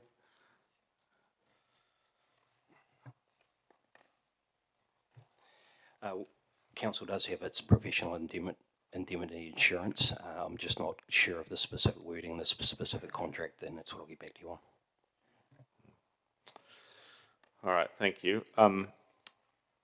Wanted to pick up as well around the business cases and deferring of all the business cases except for the ring road, and kind of what the implications of that are in terms of, I guess, in terms of being investment ready and potential kind of knock-on effects of not being in a position to attract inbound investment. So in regards to deferring of some of the business cases, or some of the transport planning work. So what we are trying to do is look at whether there's now internal resourcing to progress some of the work. So something like the speed management plans is something that we'd be keen to progress, and whether we can bring some of that in-house with the changes to the transport program. In terms of the bus hub business case, that one will essentially have to wait until we get more funding to be able to progress that. However, we are still progressing the city centre indicative business case, so that work will help us in future to be able to move forward with that. So essentially, yes, it will just mean that those works will be deferred. And what does their deferral mean in terms of attracting inbound investments? I'm thinking, you know, for instance, the bus hub was all go until the new GPS, the new NLTP, and then it's all stop. If we wait until it turns back into all go before we do any planning, will we be able to do the planning and land the investment kind of within a stable window of policy, or do we risk kind of doing the planning but then missing out on the investment again? So essentially, the next period will be to ask for co-funding will be 2027, when the next NLTP will be developed. What we can do is ask for co-funding for progressing the business case, but if we wanted to ask for co-funding for development within that 27-2030 period, we would probably be unlikely to be able to get it because we haven't done the business case. Thanks for clarifying that particular situation. I'll leave questions there for now. Thank you, Mr. Mayor. Councillor Naylor. Thank you, Mr. Mayor. Just a couple of questions from me. Firstly, at the top of page 29 in table 4, to be honest, I've struggled a little bit in following some of this. Particularly the terminology proposed versus revised. Which is the LTP figure? Is it the revised or the proposed? Neither, to be honest. Okay. So the revised budget is what we bring through the quarterly report. It starts as the LTP, then we adjust it with carry forwards, and there were a couple of transport carry forwards that have impacted this. Oh, yeah. So we've put the revised budget into this paper so that elected members are working with the latest budget figures there. The proposed budget is what we're proposing should all these recommendations pass and any amendments. Okay. So yeah, that's the reason for that. That's helpful. particular- Thank you. So in terms of the total transport renewals, so that's gone up 746,000 from 11.1 to 11.9. Yeah. That. So are we debt funding? I guess, okay. So I thought that given that Waka Kotahi had pulled some of the funding that we had presumed, I thought that that amount would go down. Am I missing? How is that funded? How is the gap that's created by Waka Kotahi pulling their funding being funded? That's a very good question. So the active transport renewals has decreased in line with NZTA funding decreasing for that particular activity. Conversely, in the roading space, there was an increase in funding, particularly for potholes. However, with the resolution of council last month around the footpath renewal program, the difference there is being debt funded. So that particular program, because there is no revenue coming in, we are debt funding that $500,000 on that program, because the other $500,000 is funded through the rolling 3-year renewal. Okay, so in terms of our total renewals for the year, we went from 27.9 to 33 this year. Where is it sitting with the carry forwards and with what's proposed here? Is it a bit more than that? Can I defer that question to next week when I bring the first quarter report? Oh, yeah. Okay. Thank you. Okay. I guess why I'm asking that question is I'm trying to understand the impact of these decisions on how much we're needing to debt fund renewals, which normally would be rate funded. Can you give me any insight into how much debt is required to fund the renewal program? So that's a really good question. I absolutely understand where you're going. So the debt funding for the transport program at large is 340,000. That's the change from the proposed in the LTP, which is what Table 4 is trying to say. Yep. Okay. Specifically for renewals, the only one off the top of my head is the footpath program that council resolved last month. Okay, thank you, that's helpful. And just the second question relates to what Councillor Wood was asking on page 34 in terms of the insufficient budget. Now that's operating expenditure, and my understanding is it's not good practice to debt fund OPEX. If we're not comfortable with that, what other options do we have? Has reprioritisation of any other operating costs been considered as a part of this? And if so, what are our options if we don't want to support the fifth recommendation or whatever it is? Let's have a look.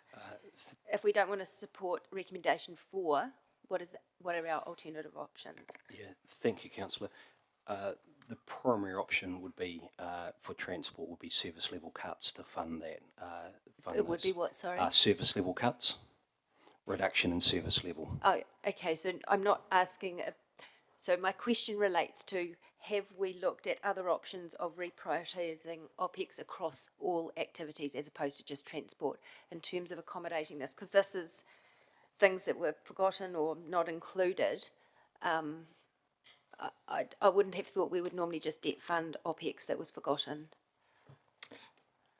To the very last point there, yes, you're quite right, that's not normal practice. We have not looked wider than transport budgets yet. I think last month, you'll refer to my comments, this year's budget is under quite a lot of pressure with utilities, insurance, interest, that kind of stuff. And we'll talk a little bit about that as part of the next paper. So we've tried to contain it to transport. Obviously, the program that we're suggesting as a saving is not a transport program. So the capital side of things, budgets are a lot easier to move around. But operational, we haven't looked outside transport in terms of reducing other expenditure across council for that. And so what's the total amount that we would have to debt fund to if we approve this as outlined? Is it the Yeah, it's that 336 figure at total debt increase. Sorry, the operation, I'm looking at attachment, page 34, attachment 4, for the operating, the insufficient budget of the operating costs for those. So is that an extra 2.1 million that has to be? Yeah, so the emissions were of that order.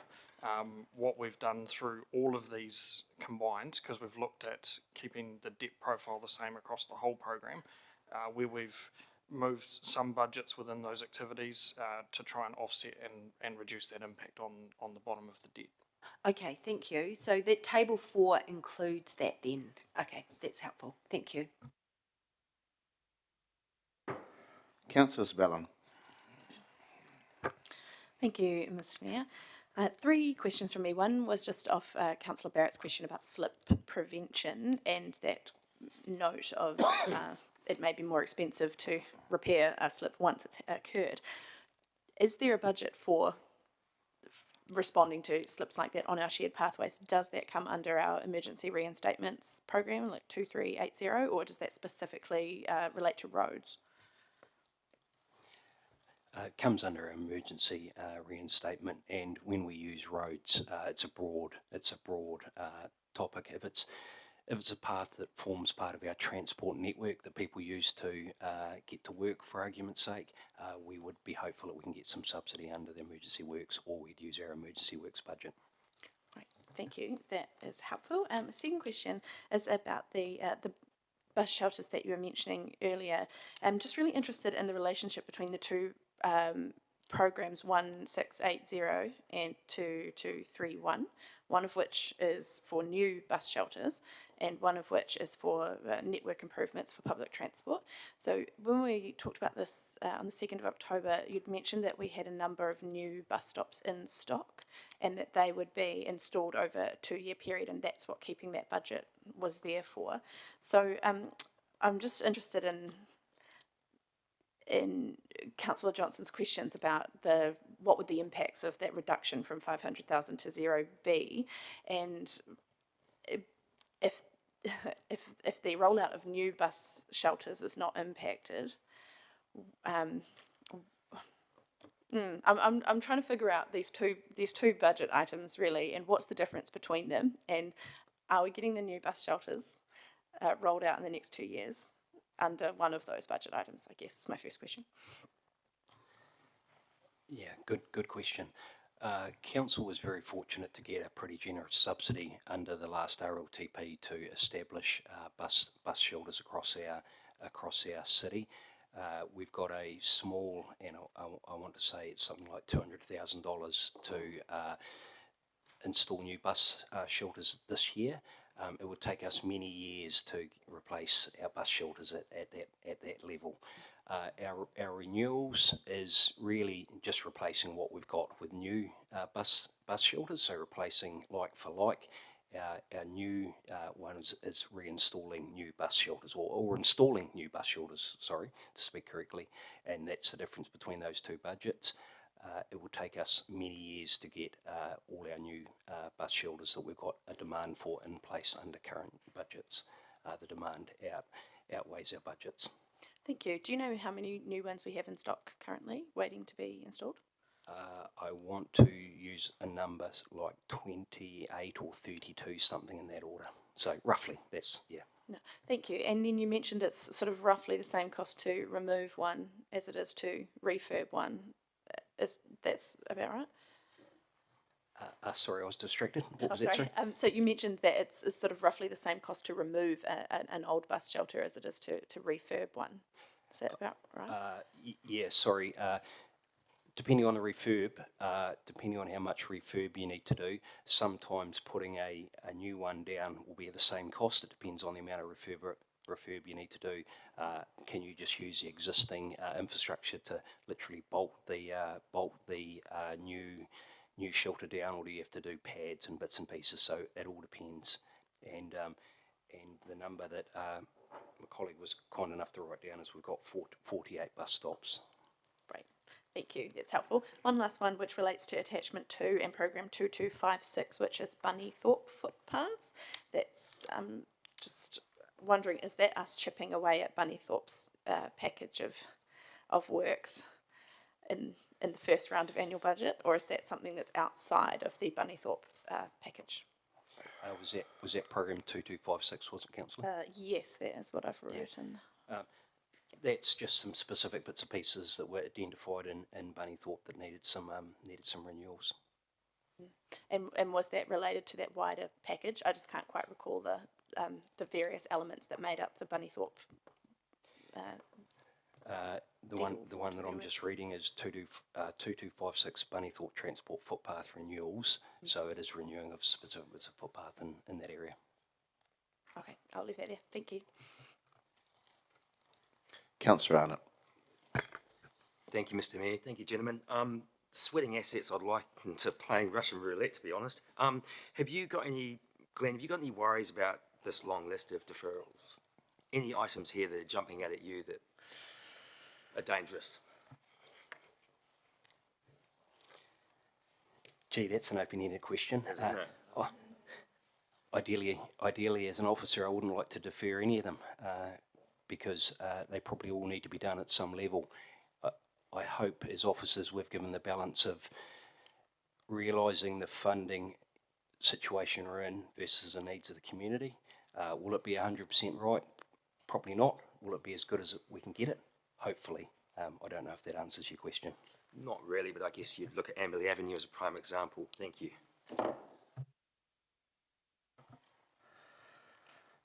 Councillor Johnson. Great questions, Councillor Arnott. So just to take a kind of a zooming out view, and without going into too much detail about the next item, my understanding, and correct me if I'm wrong, is that the total amount of debt that we'll be taking on as a council is actually forecast to be less this year than it was in the LTP. Is that correct? It's probably a little bit too early to give a definitive answer to that question. And the reason being is we're only slightly into the 5th month of the financial year and we just don't quite have a full grasp of where the capital program will land. That is the big driver of it, and where we're going to land on that. So we'll allude to that in the next paper, but as the year progresses, we'll continue to monitor the capital program and where we're going to land on our debt forecasts. Okay. Spoken like a true financial advisor. In terms of if council had a desire, and certainly there are some moved and seconded additional recommendations to reinstate some of the renewals funding. So if council had a desire to reinstate some renewals funding, how would that be paid for? Additional debt? Yes. Okay. And just to reiterate, the debt forecast at the moment is that we would be 4 million under what we had consulted on. Is that correct? At this point, we're about where we intended through the LTP. Okay. All right. I won't push you any further. Sorry, people are yattering in my ear. Thank you for that. Councillor Naylor. Thank you. Just to quickly clarify, on page 29, the potential net impact to council debt with the 4, can you clarify if that's 4,000? It's not 4 million. Yep. Thank you. Yep. 4,000. Okay, right. We've got through that. Thanks, gentlemen. Well done. Okay, councillors, what we're going to do is we're going to do number 1. We've got a couple of additional recommendations which actually affect a couple of the substantives. So what we'll do is we'll get through the stuff we can get through first, which is number 1, A, B, C, and E. We'll come back to D. We'll come back to F because there's some additional recommendations to those. So what we've got in front of us, we'll get this one out of the way. Recommendations to council that the council approve the adjustments to the active and public transport activity budgets for 25 financial year. So remember that it's just this year as detailed below. Decreasing NZTA subsidy operating revenue by 736,000 as detailed in attachment 1B. Decrease the operating expenditure by 1,283,000 as detailed in attachment 1. C. Decrease, a lot of words of decrease. Decrease NZTA subsidy capital by 883,000 for renewal programs as detailed in attachment 2. E. Decrease NZTA subsidy capital revenue by 1.9 million and 13,000 for capital new growth programs as detailed in attachment 3. I'll look to move those. Can I have a second? The Deputy Mayor. Look, councillors, this is the hand we've been dealt. It really is. And as difficult as it is, we do need to make some necessary decisions. And look, the debt funding for some of this in year one is year one only. And we're just talking about the bulk of this is sorting out this financial year. I just want to appreciate the detail that the officers have gone into, and I think Glenn summed it up well in terms of balance. And I appreciate it probably hasn't helped some of you who don't want to spend even this amount, and others that want to spend more. So I just want to put a bit of a caveat around there around balance. Look, there's real challenges being faced, and they've really gone through this quite thoroughly. I mean, we've got this storm and emergency repairs, and we just heard earlier today about stormwater issues if we don't get on top of things. They just become bigger if we don't address some things. The footpaths maintenance, absolutely imperative, and just coming back from a country where the footpaths are actually worse than Palmerston North, I just have to say, in places like DC and New York. So just putting it out there. But we do need to maintain our high level of footpaths.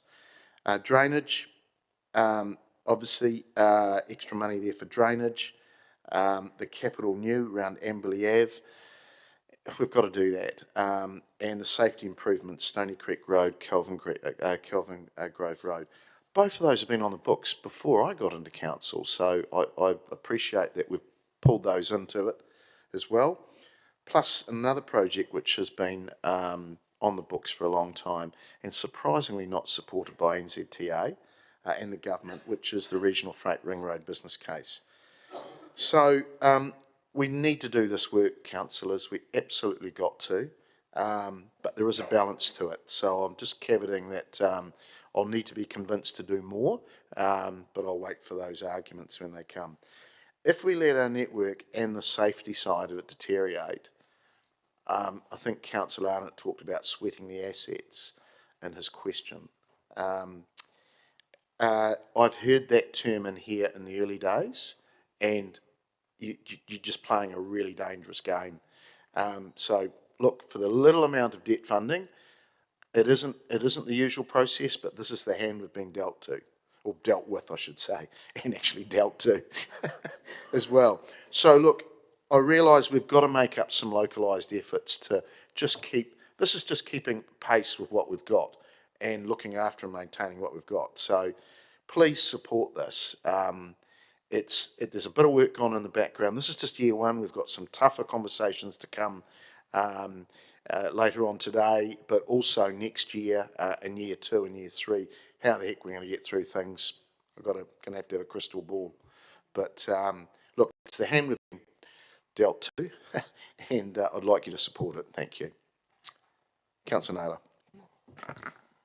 Thank you, Mr Mayor. Yes, I totally agree with the comments that you've made already. I think well done to the officers who really have worked hard and worked well and listened to the feedback given at committee and appropriately applied that to what is in front of us today. I think it's no easy task where there is external funding to the extent that Waka Kotahi, where we weren't successful with that, having made those plans. I commend the officers who have really taken the direction from the committee and have prioritised the most important things and having that within $4,000 worth of debt, which was a real strong message that we gave through that committee discussion. Also, just noting that actually the renewals, there is a higher level of renewals than even what was budgeted with that additional 746, and this is on top of what was an 18% increase, a 5.1 million increase from last year's renewals to this year's renewals. So it's not an insignificant, it's a very significant increase that we've already applied from last year to this year, and now we're doing a little bit more. So I think the message that we had from our community was look after what we've got. And I think we're doing that the best way we can with council share, applying that in the best possible way. So I'm very happy to support these recommendations. All right, we'll vote on 1A to E, please.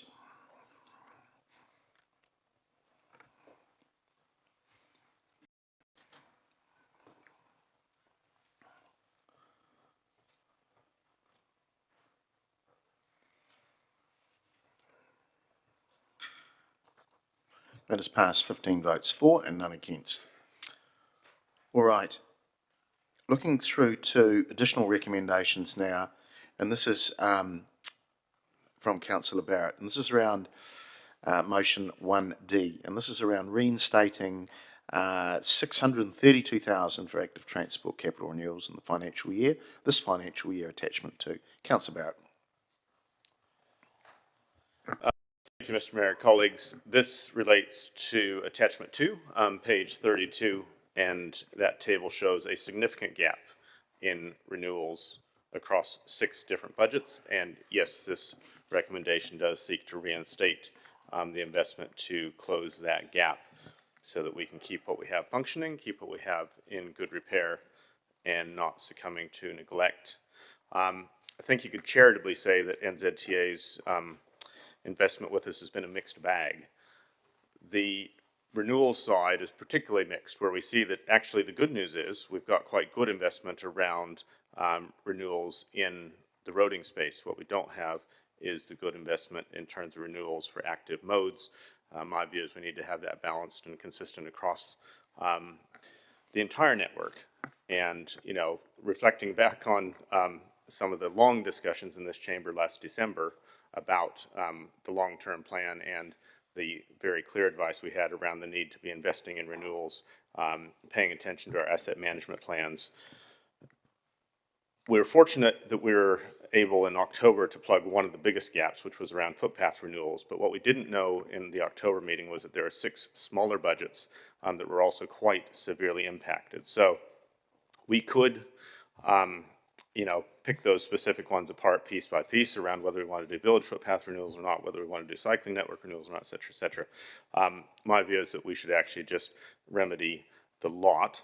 A city that isn't doing renewals is a city that is going backwards. So please, colleagues, do support this so that we can make sure that we don't get into Councillor Arnott's game of Russian roulette and that we are looking after renewals and fundamentals well. I can accept that we need to let some of the new projects go on to pause, in some cases a very long pause, but renewals, this is the basics of keeping our city up to date and functioning. So please, colleagues, ask for your support. Thank you. Councillor Johnson. Yes, you'll have gathered from my questioning that I am concerned about the consequences of us not funding the renewals adequately. And we've seen over many years that delaying maintenance and upkeep of infrastructure assets leads to a bigger spend being required in the end. So this is really a false economy. You know, accepting that we weren't part funded by NZTA, I still don't think that if we fail to put the investment in and we end up having to put in a really big budget to remedy something later in the day, that our community is going to be satisfied with an explanation of, well, we didn't fund it because we didn't get the part funding from NZTA. I mean, ultimately, these are our community's assets that we are the caretakers of, and we need to put in the budgets to keep them up to a safe and fit standard. So I see these expenditures being slashed in this way as actually going to be costing us more in the longer term. And I accept that we are going to have to debt fund this and that it will be additional debt. But I think it's worth it, and I'd ask for your support. Thank you. Councillor Naylor. Thank you. Councillor Barrett said that a city that is not doing renewals is a city that is going backwards. I'm pleased to say that we are not a city that are not doing renewals. As I said, we already just increased them by 18%.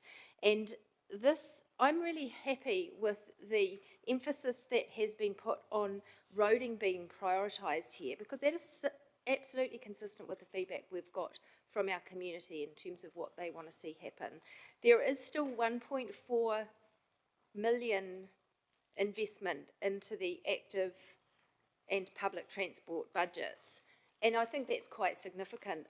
I think the fact that it is a little bit less than what we had budgeted is actually consistent with the fact that we're doing less new capital in this space. So we actually going forward will have not as much as what we had originally planned in terms of new capital to have to maintain. So I think the 1.4 million, whilst it's less than ideal, perhaps, I think it's acceptable in the whole context of the big picture that we're weighing up here. It is balanced, and I'm certainly not prepared to add an additional 632,000 additional debt in order to do this, so I won't be supporting this recommendation.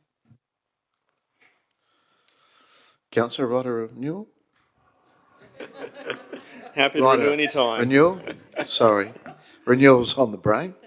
Right of reply. Just briefly, because I simply cannot agree with what we've just heard from the last speaker. We went through a long-term plan process that saw us cut back significantly around what was initially proposed to step up renewals to what was needed, because we had known that for decades we had been sweating the assets. We had been risking asset failures, and absolutely we get into the position where assets fail and then you end up with a much more expensive repair job than ever. And as Councillor Johnson said, the very definition of false economy. We are far better to close this gap up front and ensure that we have the renewals investment in place to secure the future of our transport network across the board.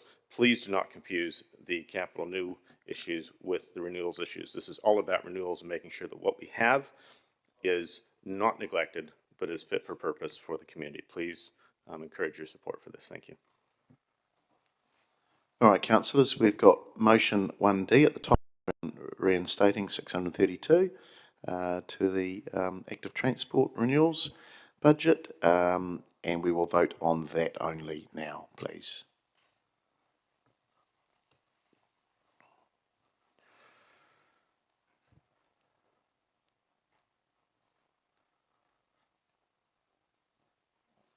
And that is passed, votes for and 6 against.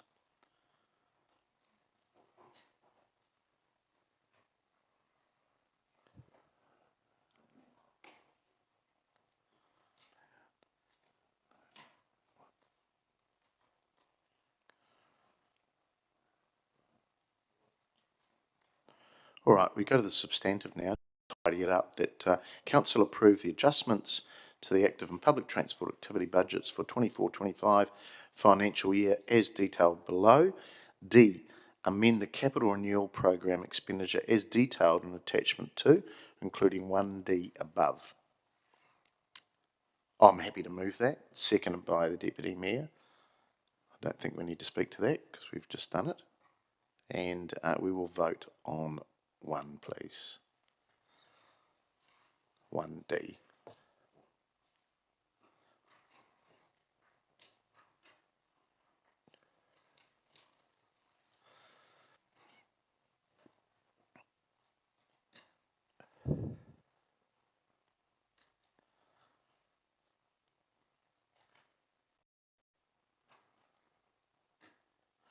That has passed 11 votes for and 4 against.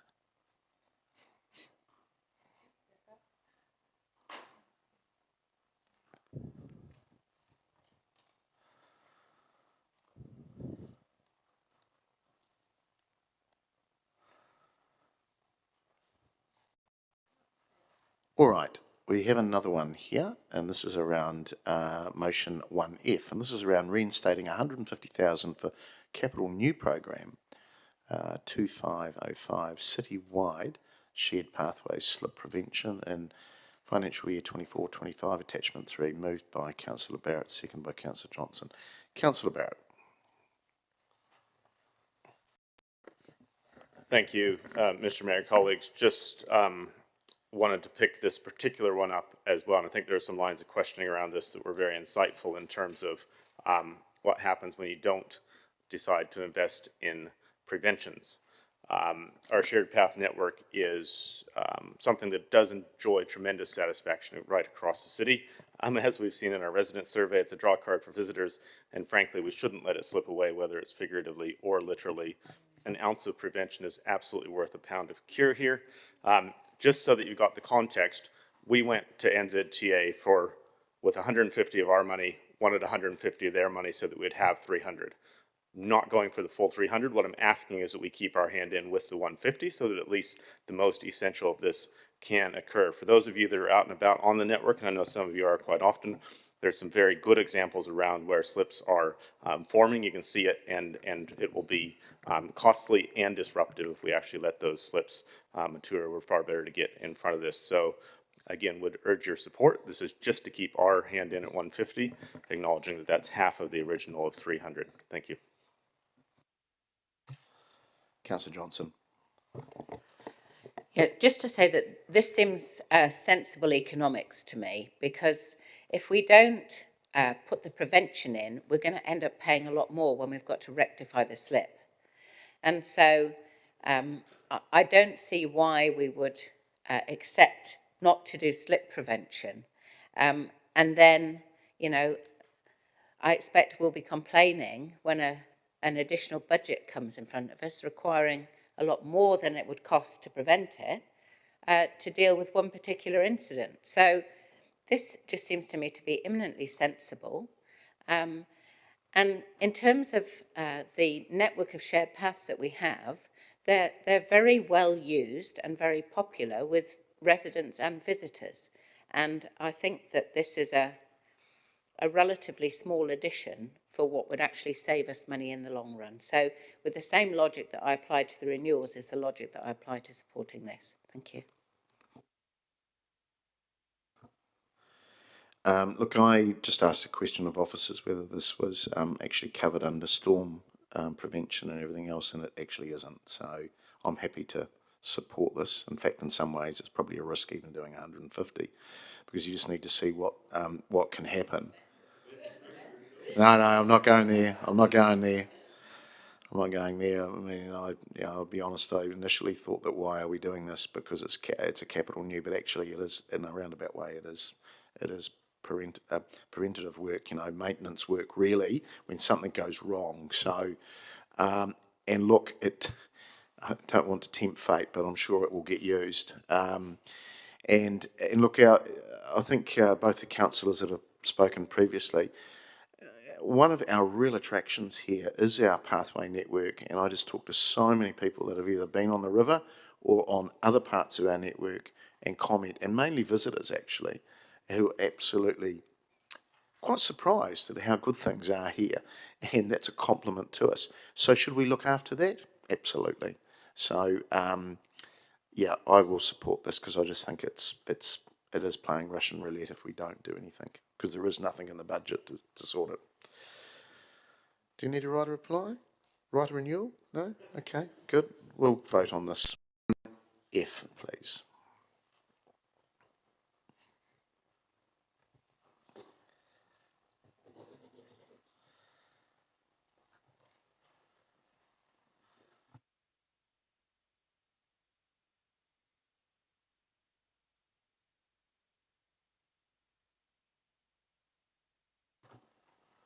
Okay, and that's passed 14 votes for and 1 against. Okay, we're not showing that. What?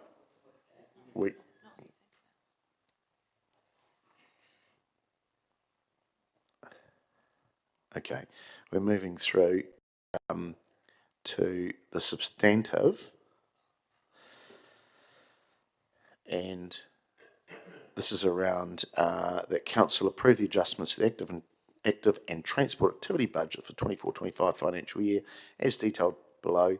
Amend the capital new growth program expenditure detailed in attachment 3 as amended, and also what we voted on in part 2 as well, around what we voted on in part 2. Had to hold myself back there. Okay, so I'm happy to move that. Seconded by the Deputy Mayor. I don't think we need to talk about it any further, so I'm happy to put it to the vote.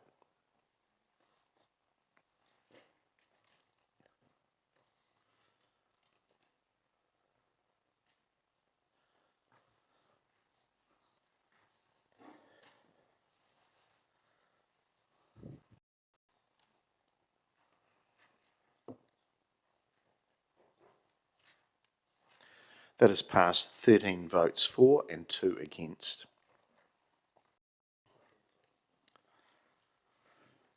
All right.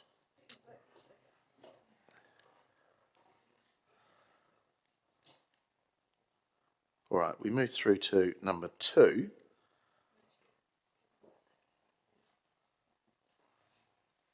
I'll get that up, please. Okay, this is around Council approving adjustments for the roading activity budgets for 24-25 financial years detailed below. A, decrease NZTA subsidy operating revenue by 60,000 as detailed in attachment 4. B, increase operating expenditure by 2,081,000 as detailed in attachment 4. Increase NZTA subsidy capital revenue by 305,000 for renewal programs as detailed in attachment 5. D, amend the capital renewals program expenditure as detailed in attachment 5. E, decrease NZTA subsidy capital revenue by 2,461,000 for capital new growth programs as detailed in attachment 6. F, amend the capital new growth program expenditure as detailed in attachment 6. Whew, that's a mouthful. I'll look to move those, seconded by the Deputy Mayor. Look, I think we've gone through things in some detail a little bit earlier, so I won't speak at length on those, other than I just seek your support. Again, it's an element of balance and what we're trying to do, and looking after what we basically have in earnest. So I hope you can support it. Councillor Wood. Thank you, Mr. Mayor. I don't get any pleasure in rising to give this speech, but I felt incredibly disappointed, to be honest with you, reading through these budgets. Council officers and councillors as individuals put a lot of time into going through our budgets and looking for balance as we go out to consult with our community in the long-term plan. So to read in attachment 4 that we forgot $2.1 million of operational expenditure, there's no other word for it really, then it is disappointing. And I don't say that to blame any individual officer. I appreciate there's good reasons and personnel changes as to why this happened, but it is a shame, particularly coming off the back of other LTP mistakes, not including debt repayment, which led to some very rushed decision-making in council where we thought we had to find hundreds of millions of dollars to get us into a position we could go out with our long-term plan that turned out not to be needed. Double counting our IT expenditure and now this, it gives me some pause for concern about the way that our new financial system, if that is what the problem is, or whatever it may be, is giving us good information that we can make decisions on. This in effect means that rates should have been somewhere between 1% and 1.6% higher than they were in our long-term plan, acknowledging that there's a degree of NZTA funding that we don't know what we would have got had we applied for this. To me, funding operational programs through debt is kind of like council using the credit card to pay for groceries. It's not good practice. It puts us in a very vulnerable position going forward, and it's simply something that I'm not in a position comfortable to support. I appreciate officers have said it wouldn't be recommended to offer these programs within existing budgets, and I can appreciate it's not recommended. This is not a good position for us to be in, and I would be willing to support an amount of it to do the bare minimum, perhaps 500,000 of additional debt to carry on with these programs, but we haven't actually consulted with our community on these because these weren't in the long-term plan. So that's $2.1 million of operational expenditure that hasn't gone out to our community as a part of this, and I think it would be much better placed to go out as a part of our annual budget discussions, as it will, to then go out for consultation. But at this stage, to include an extra $2 million effectively of additional expenditure, debt will be $2 million higher than it would if these programs weren't in here. I'm just not comfortable supporting that. So it perhaps is a protest vote, because I appreciate that I'm sure this will get through, and unfortunately I have work commitments that are about to draw me away, so it'll be a protest vote in spirit against 2B and against 4, But yeah, just to say that I think perhaps we need to have a wider look as we go through the annual budget process at our financial system so that we can have confidence in the figures that are being presented to us, because this is, yeah, really concerning. And I certainly hope that as we go forward with the annual budget, we don't repeat these same errors and see an ever-increasing list of operational expenditure that's been forgotten. Councillor Naylor. Thank you. Just briefly to stand in support for what Councillor Wood has already articulated. Yeah, I'm also quite uncomfortable with the concept of debt funding operational expenditure, and it's something I feel has crept in a little bit too often lately. You know, looking at the way our debt went in the last over the last year, and us landing at a much higher debt level than we had budgeted, I don't want to see that happen again. So, like, whilst I'm pleased that the overall picture has been that has been accommodated by officers, that actual 2 million additional operating expenditure, in my view, when we've already done a 12.7 increase in the overall costs to ratepayers, and we've rated for that, we should be looking within the budget to say, okay, these things have come up that we hadn't anticipated. What can we adjust accordingly? And if that actually means some areas of reduced level of service, then I'm actually comfortable with that. I'm more comfortable with reduced levels of service in some areas than increasing the debt that our community have said they're just not comfortable with. Already, we've got significant forecast for increase in rates going forward, largely due to our increasing debt. So I think that's just something that we need to keep a much tighter rein on. Councillor Johnson. I guess it's just a point of information from officers. Yeah. Both of the last two speakers have said that the increase in operating expenditure is going to increase the debt. But my read of the paper was that there wouldn't be any increase in debt. Could officers please confirm that?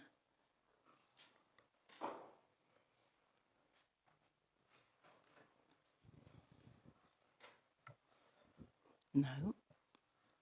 No, both speakers spoke about adding to debt, but my understanding of the read of the paper was that that would not be the case, and I'd like officers to confirm that. That's correct. The offset in Table 4 is from an already agreed program committed in the current year. Thank you. In which case, I'll just have a brief comment to say that, and using polite language in the chamber, things go wrong at times. Okay, something went wrong here. Instead of it resulting in a reduction in level of service to members of the public who weren't responsible for it going wrong, instead of it causing cuts in other areas that, again, those staff weren't responsible for that thing going wrong, officers have come to us and openly explained that a mistake was made and that additional funding will be needed. Because that happened after we'd already rated people, this is the only way to cover it. By no means are any of us happy, as a general rule, to use debt to cover operating expenditure, and that's not what we agree to do. But as I said, things go wrong at times, and we have to be, in my opinion, we have to be flexible enough to be able to deal with them and not to incur unwanted consequences to levels of service, to safety issues like line marking and stuff like that for members of the public. So, we don't like it, but I think we have to do it. And just to be clear, that staff have incorporated this in the existing debt levels, so it's not actually an increase to debt. So I do want to be clear about that before we vote on it, that people are not being misled into thinking it's an extra 2 million in debt. It's not. Thank you. Councillor Harper.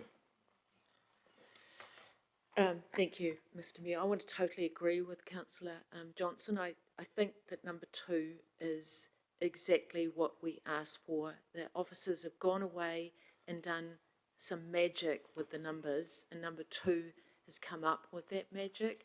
And we might not like what we see in attachment 4 because it doesn't answer some questions in terms of when it says insufficient budget. those words aren't nice to see when it says an insufficient budget, but the whole point of recommendation 2 is it's come up with a solution so that we can answer some problems. And so that's what recommendation 2 is as a whole. So that's why we'll support the whole of recommendation 2 as it is. Thank you.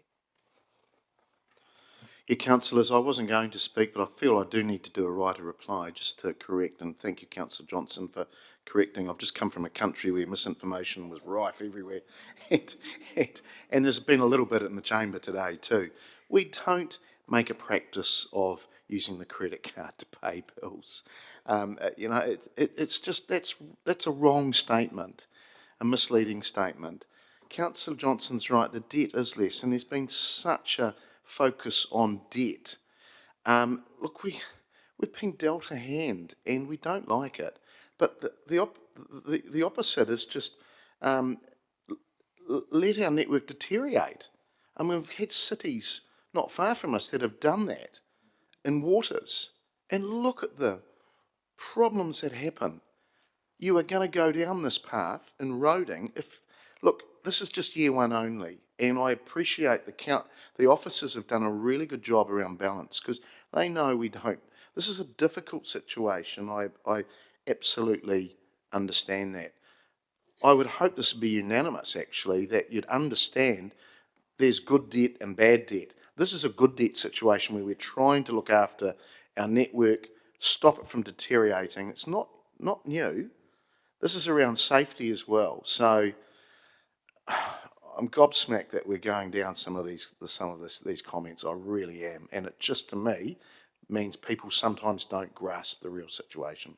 So please vote for this. Thank you. We will vote.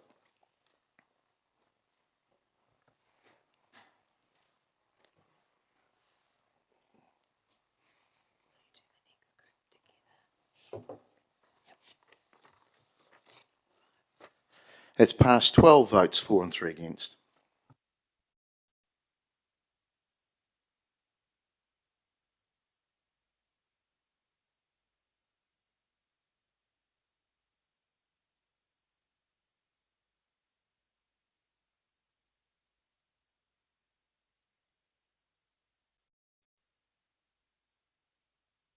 All right, councillors, we'll get through this next one and then we'll look to do a break because I think everyone needs it.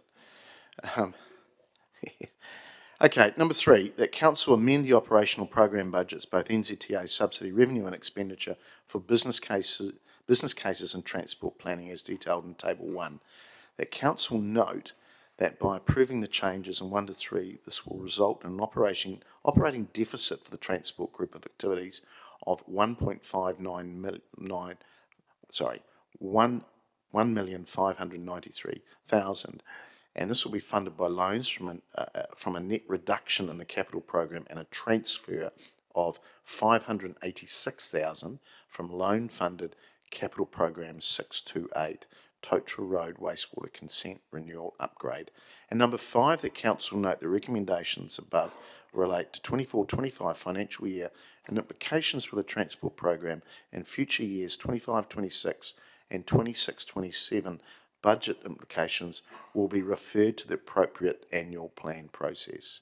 So this is just about this year, councillors. So I'm happy to move that, seconded by the Deputy Mayor. Again, I do hope that we can look to vote for this. We've made some difficult decisions a bit earlier, and really this is just wrapping up that in totality. Thank you. Councillor Johnson. Just checking that the amendments that we made to the previous... they've been captured. Yep, and that's what that change is. Yeah, thank you. Councillor. Thank you, Mr Mayor. I just do want to speak to recommendation 4, given the comments that were just made for recommendation 2 around the debt funding of those operational costs. Maybe it is a little bit about the language that is used, but it's absolutely clear that those operational costs will need to be funded through debt. Yes, that has been offset through a reduction, as is outlined in here, a net reduction in the capital program. So what we've had to say is, okay, we can't do that much of capital new or capital renewal now because we're having to debt fund the OPEX. So I just wanted to rise to actually clarify that, because what Councillor Wood and myself were saying was actually correct in terms of what the officers have confirmed. Yes, I appreciate that the overall picture, that they've made some adjustments elsewhere to accommodate that so that the overall debt is not more, but that does not take away from the fact that we, in doing what we're doing today, we're having to support debt funding operational costs, and that is still remains something that I'm uncomfortable with. All right. Look, just ask you to support this. The opposite is let your safety slip, your network deteriorate, and so I do hope that you support this. Thank you. Okay, we're just checking something.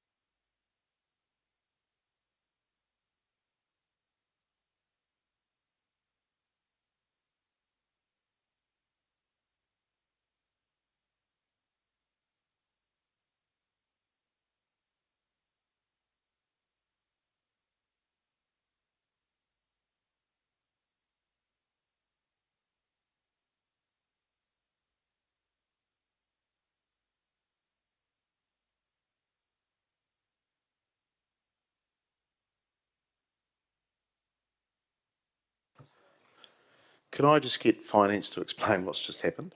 Thank you. Yeah, absolutely. So the new number's just been typed in as a 740,000 offset. So everything we'd been working through to date had been offsetting in amongst each other.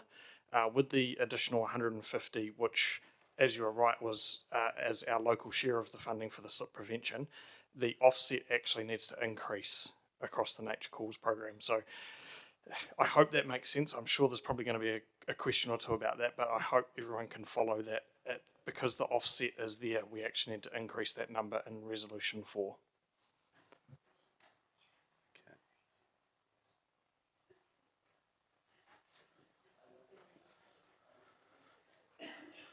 So can you just repeat that again?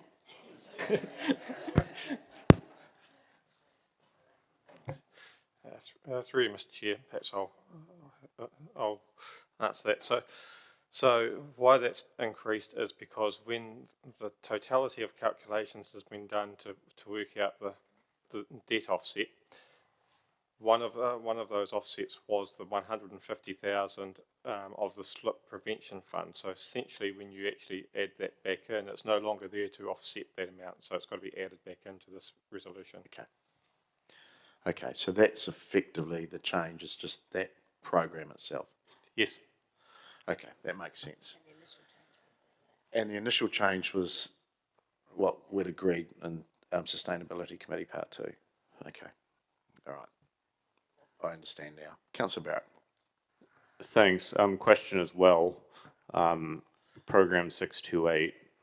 How far can we mine into that before we start causing problems?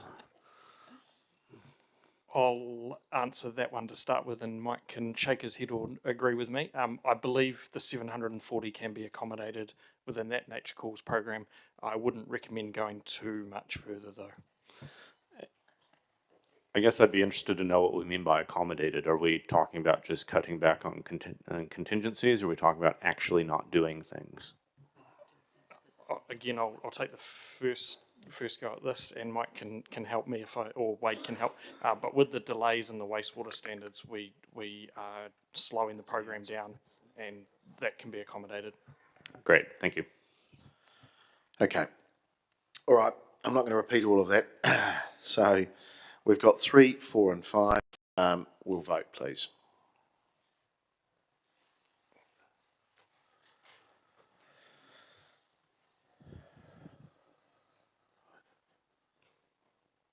That has passed 12 votes for and 2 against.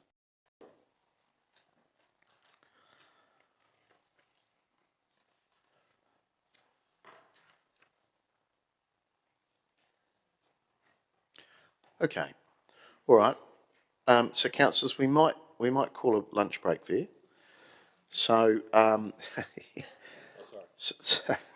didn't expect staff to be that happy, but so look, we'll be back in the chamber at 1:35, and we'll be back into our annual budget number 11, annual budget program debate there, number 11.